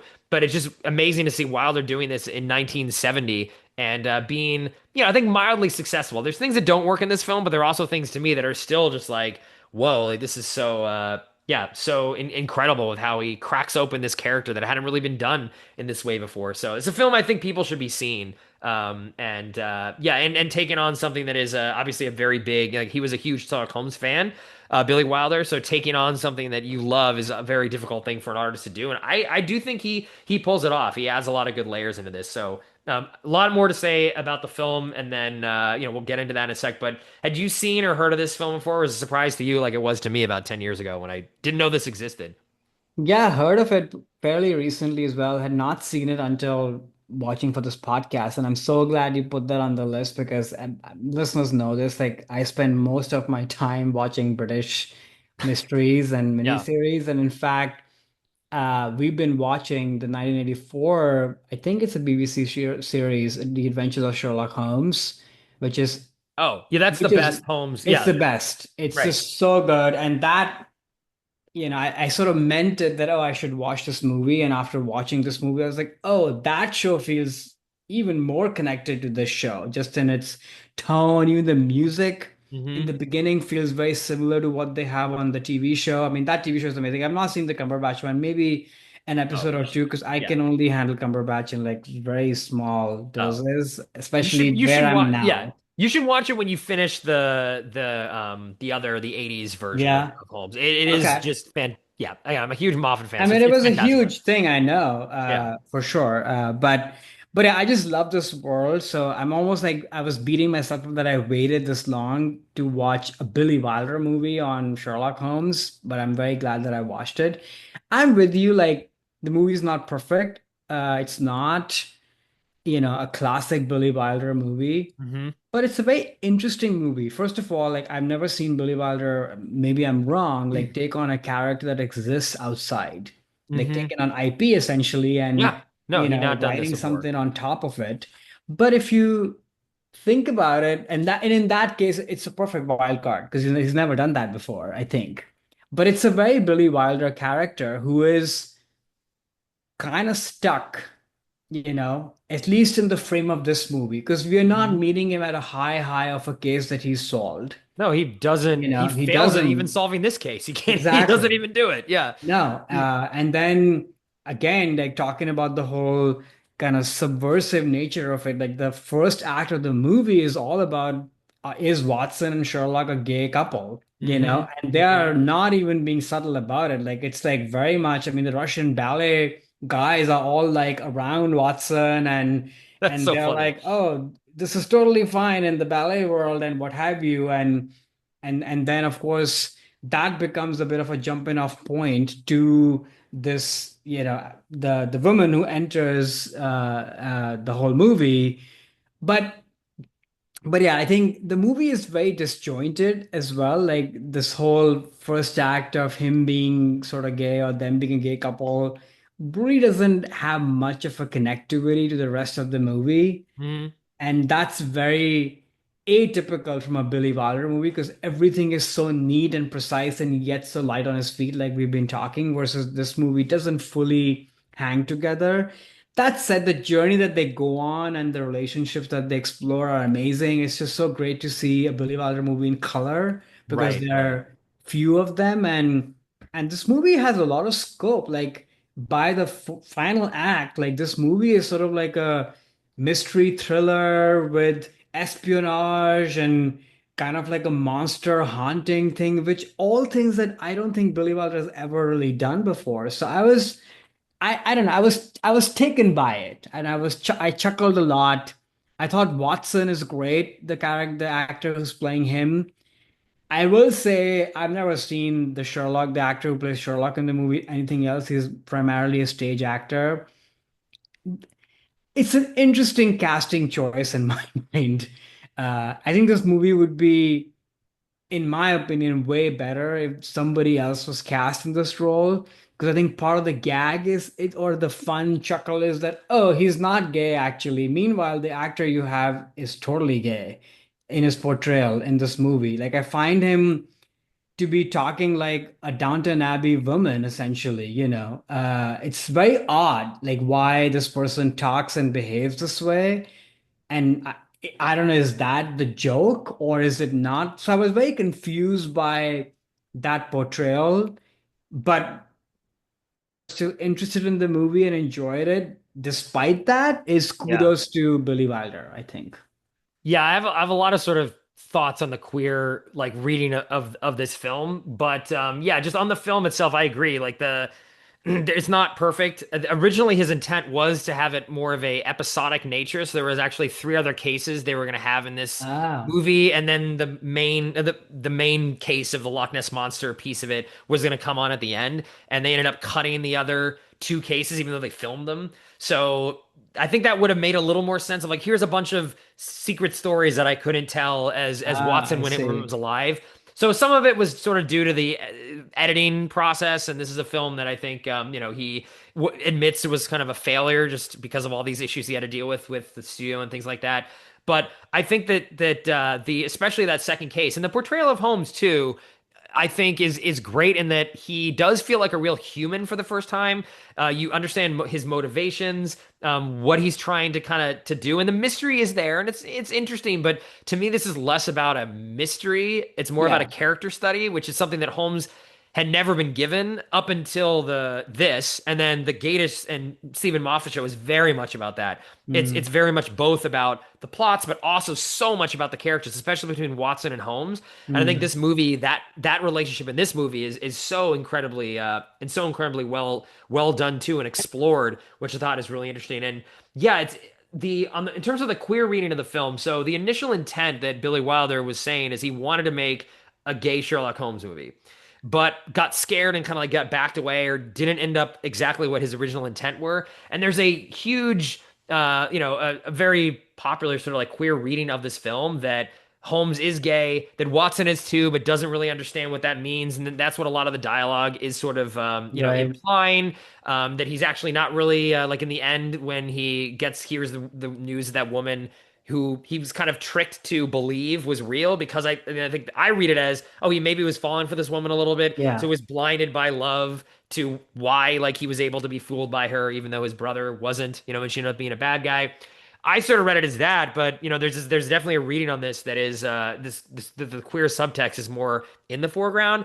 And I don't know, I personally like struggle with that honestly. Like And I'm not someone who doesn't, I've seen, the Celluloid Closet documentary. Like I usually can tell gay subtext in movies, and a lot of it was in Some Like It Hot. And I know Wilder puts a lot of these things in his films. I just kind of don't see it. And it's not that I don't want to see it. Like, oh, I don't want a gay Sherlock Holmes. Like, I don't care. Like, I know that's what he was trying to do. To me, the reading isn't obvious enough. I don't know. Like, do you take away that from this film at all, too? Like, when you're watching it, or you think I it's mean, more, his portrayal, the actor, I don't know how he is in real life or in other performances, but the entire portrayal is totally gay, yeah. entirely. Do you think he's And in love with but Watson? Do you read that in no, this? but I that's the don't really. I don't problem know. is that he feels totally gay, Uh-huh. but the relationship with Watson and the way the movie kind of is told, they don't explore that at all. Right. Right. So it's sort of it's a hodgepodge, if you will, because I would have loved that they'd explored that or cast another actor who doesn't feel like totally Mhm. gay in your movie. Meanwhile, your central plot is hinging on what you're saying that he is falling in love, and it's almost like with the woman, and it's Right. almost Right. like they're saying that, oh no, he's not gay because he's falling in love with the woman. So it's kind of a hodgepodge, and that to me is the big failure of the movie. And I Yeah. wish that they just stuck to one thing. Either way is totally fine. And that would have been a just more lucid, but also a very Billy Wilder character, right? That's somebody who's stuck and trying to be better.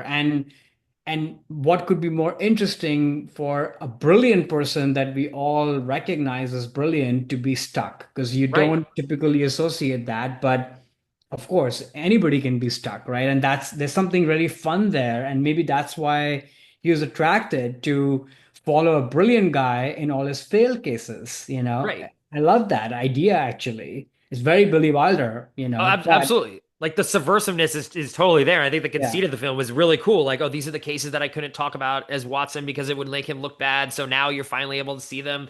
But I agree with you. Like either be very like make the gay subtext more text or yeah, like don't hint at it so much. But I mean, it was 1970. I think they could have gotten away. I don't know. Like it could have gotten away with it being more overt without yeah, maybe with just the Watson performance could have been a little more because people, a lot of reviewers are sort of interpret this film as that he also is gay too, but doesn't really realize that he's in love with Holmes.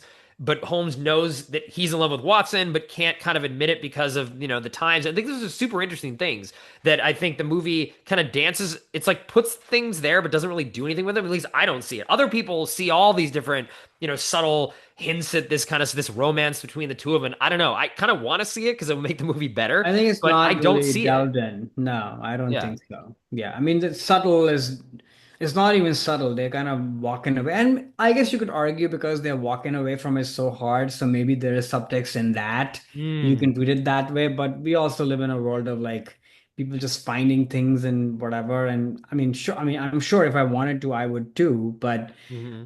it shouldn't be about that. It should be about what the intent is and how they're putting the whole thing together. And it's kind of fascinating to learn that what you were saying, that maybe this movie just got chopped up and things didn't happen. So maybe it was more intentional Mm. or subtle intentional, but then it just kind of evaporated, I Yeah. guess.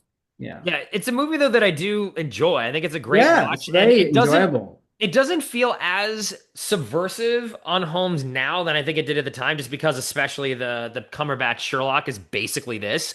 But just to Mm. go back to 1970 and think about how Sherlock Holmes was portrayed as this like very decisive, always knows what he wants, can solve everything 20 steps ahead of everyone. Instead of this movie where he's kind of like, I don't know, like, and I'm not even that good of a violinist. Like, why'd you, make me think I'm so good? Like, those things I think are very cool and very modern in the way that he's kind of subverting the Holmes character that sometimes is easy to forget at the time how different that was. However, too, I think the brilliance of this portrayal, too, is it's subversive, but it's not like it's respectful, too. It doesn't Yeah. feel like, oh, I'm gonna twist Sherlock Holmes and now he's an idiot. Like there was some 80, I forget there was a movie in the 80s, I forget what it's called, where basically the premise of it is Sherlock Holmes is stupid, but Watson's smart.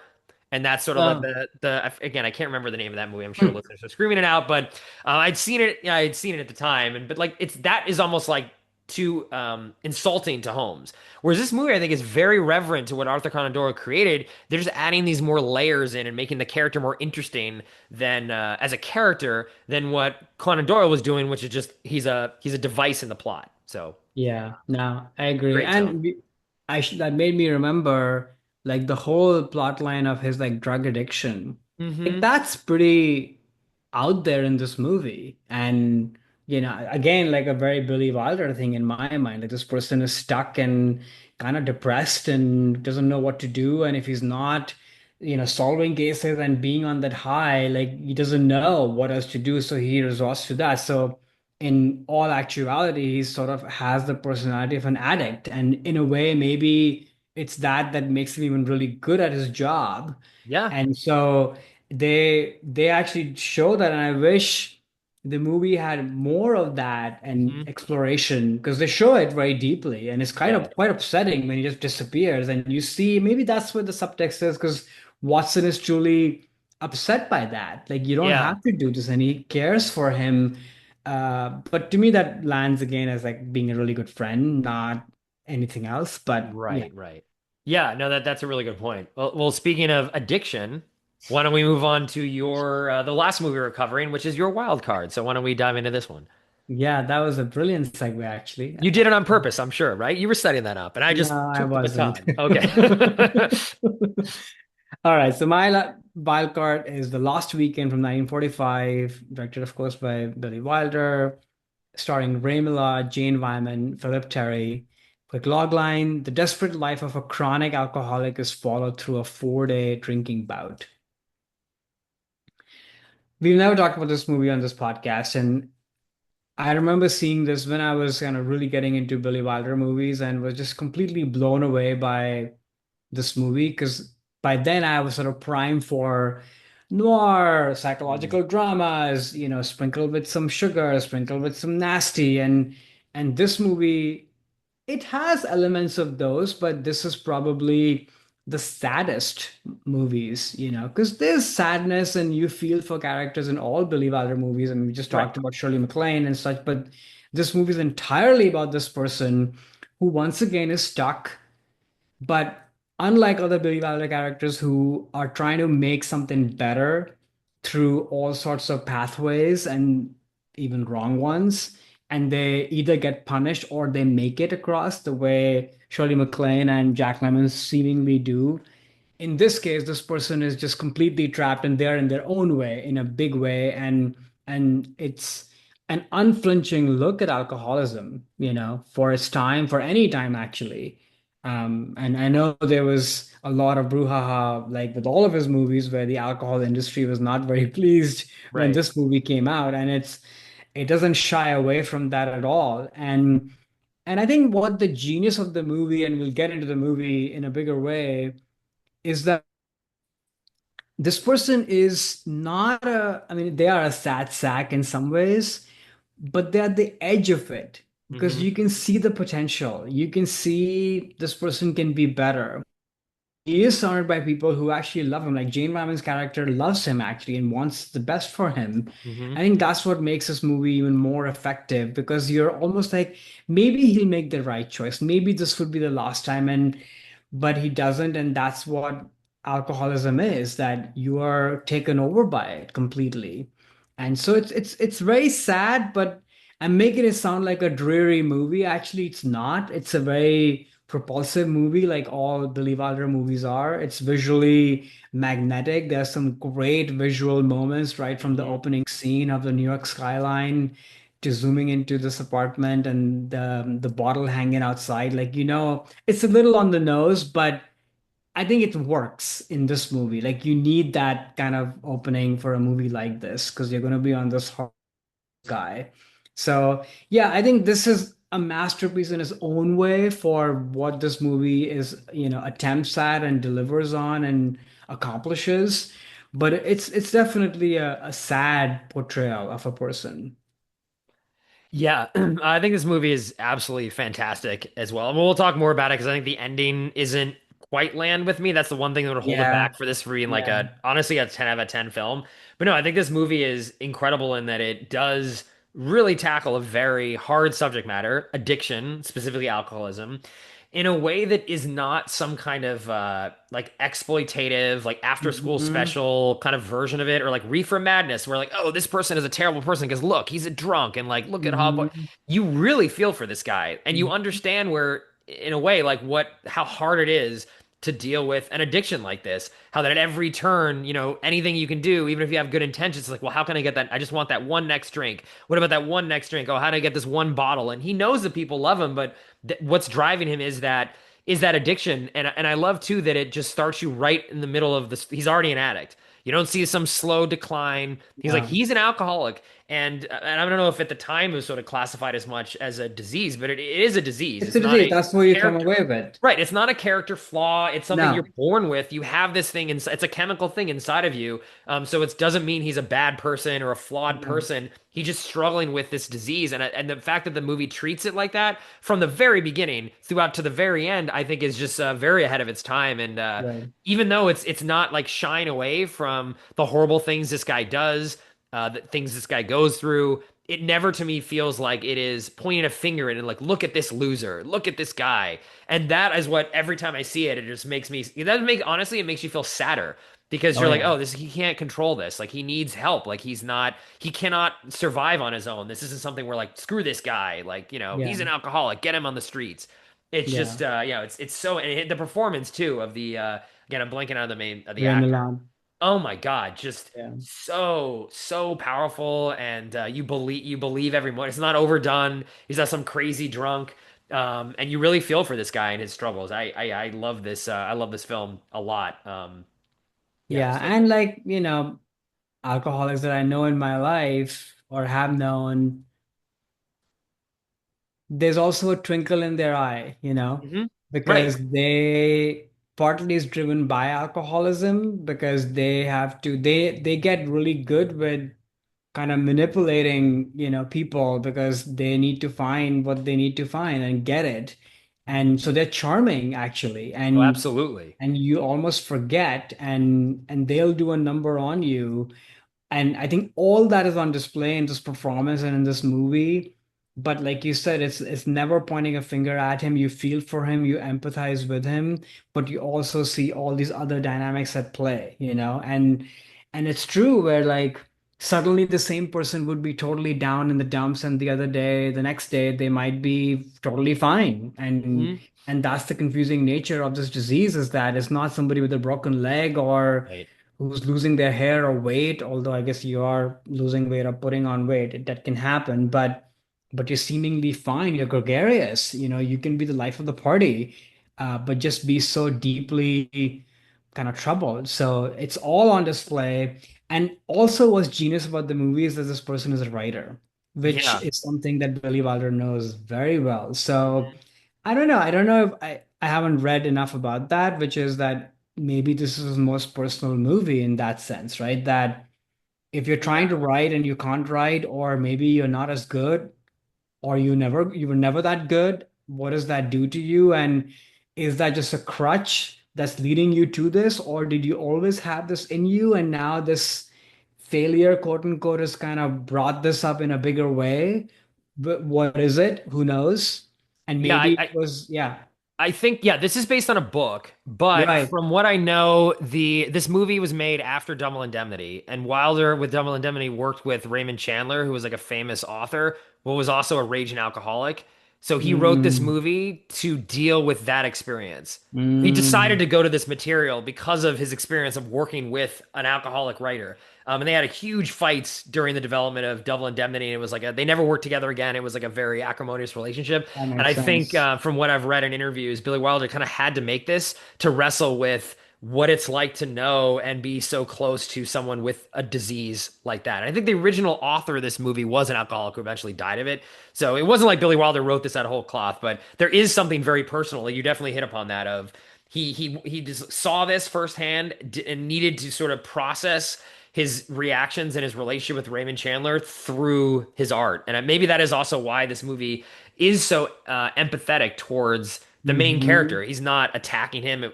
He's a functioning alcoholic, to your point.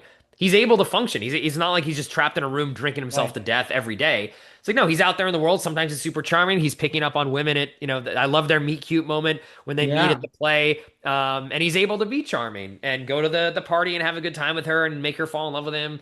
And he's got some good banter with his brother and things like that. But at the end of the day, like, this is always with him. It's like the proverbial monkey on your back. totally.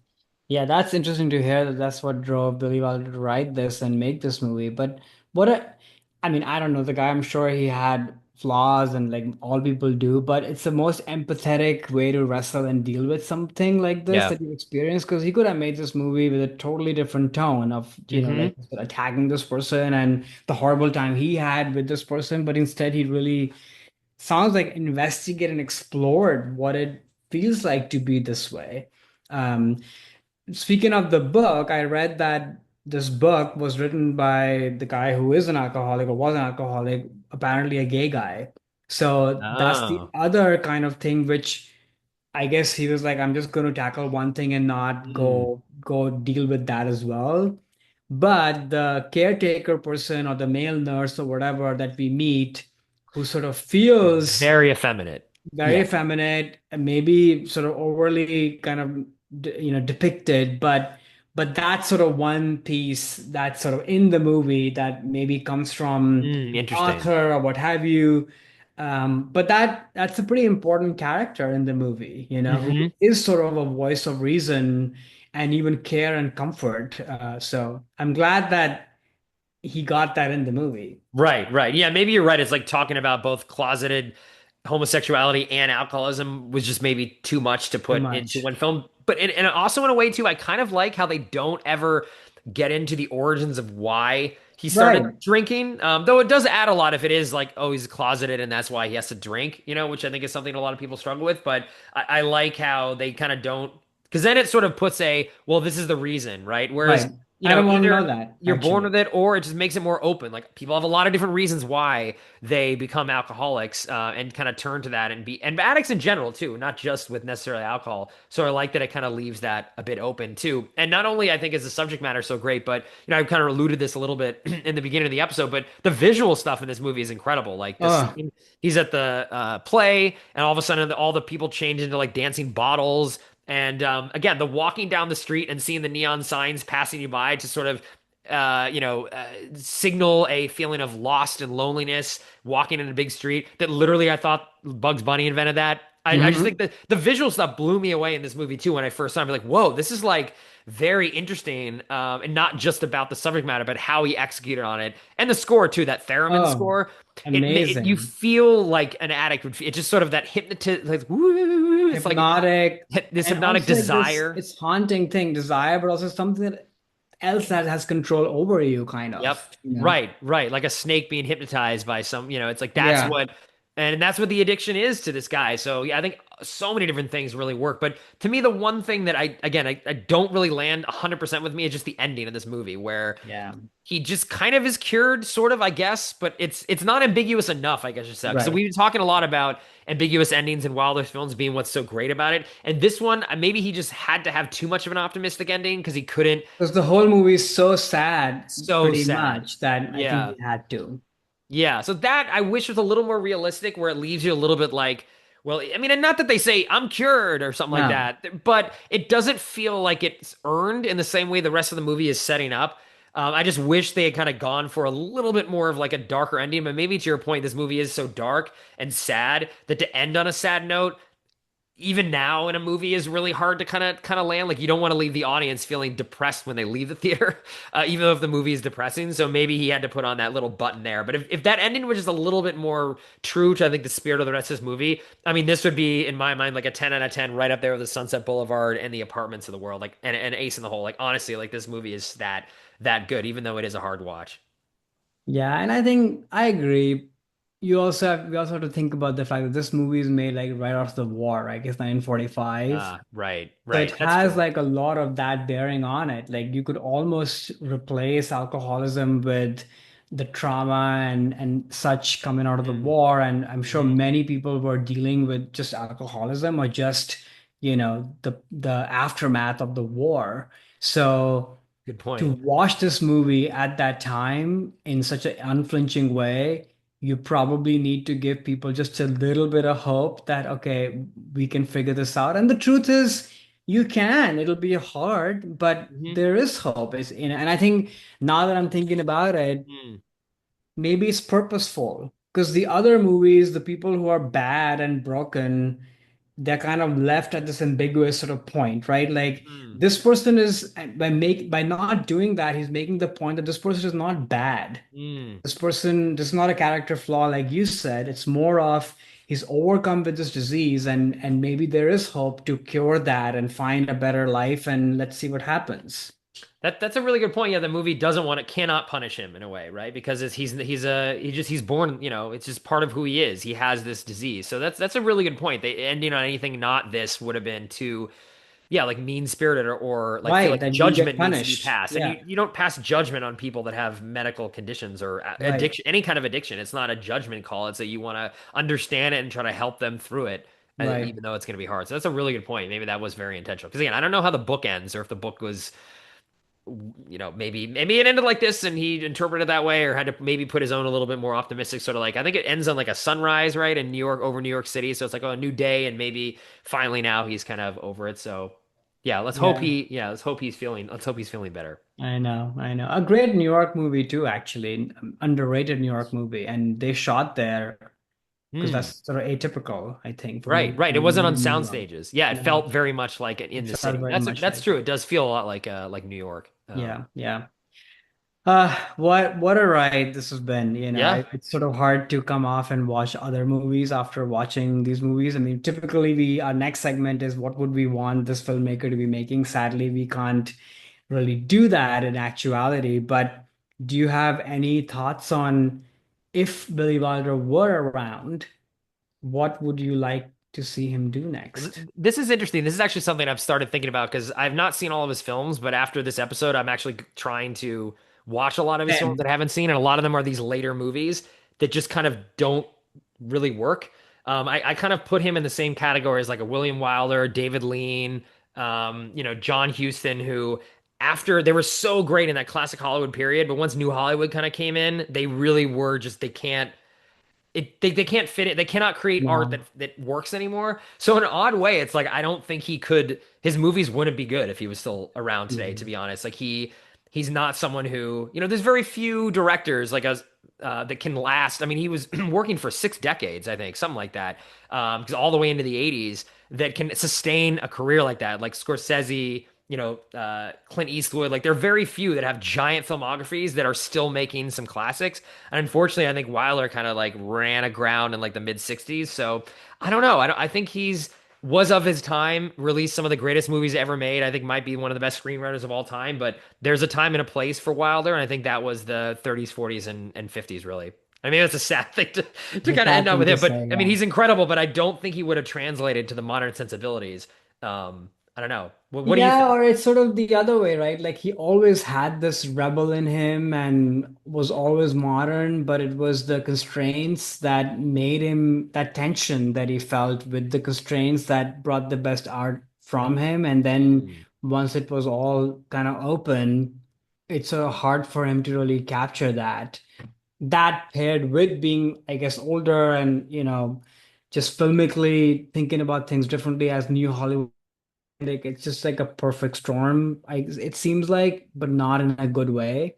Yeah. But but I guess yeah, if I could, I mean, we're doing like some crazy time travel here, but if like the younger Billy Wilder from the 50s or 40s were around, and Mm. if he was making movies in that milieu now, like that would be incredible. I mean, can you imagine Ace in the Hole being made now in Oh, the world yeah. we live in? What would that be? With his sensibility from that time, like that would be incredible. Or any relationship movie, like I mean, there's we make movies about trauma and mental health and addiction and disease all the time. They're all bad mostly because the whole discourse on this is mostly bad and Hmm. kind of slighted in all sorts of ways. Like he would make the definitive movie of complex relationships and such. So yeah, that made me think of like, has anybody even come close to him?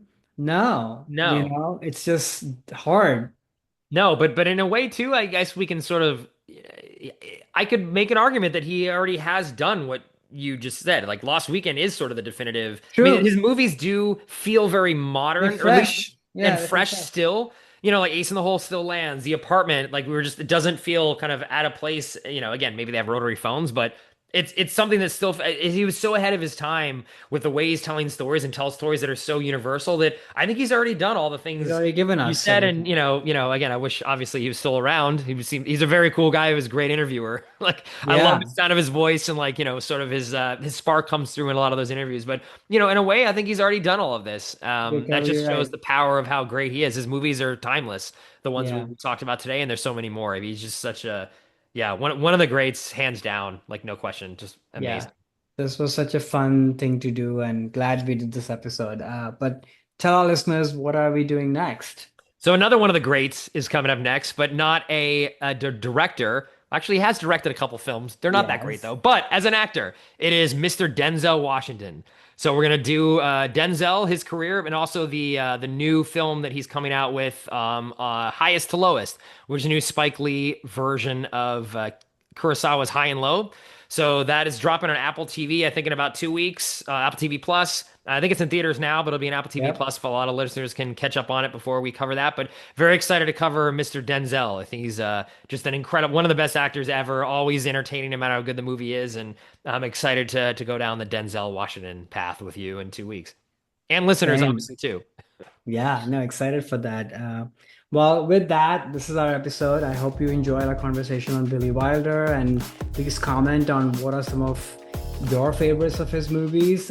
But like always, please rate us, like us, comment us, because that really helps people find our podcast. We are here on YouTube, but also all the podcasting platforms. So until then, see you soon. See you soon. Cool. That was good. That was very good. It's pretty long, I feel like. Pretty good. But Pretty hey, good. no one's perfect, right? No, it's perfect. Exactly. Yeah.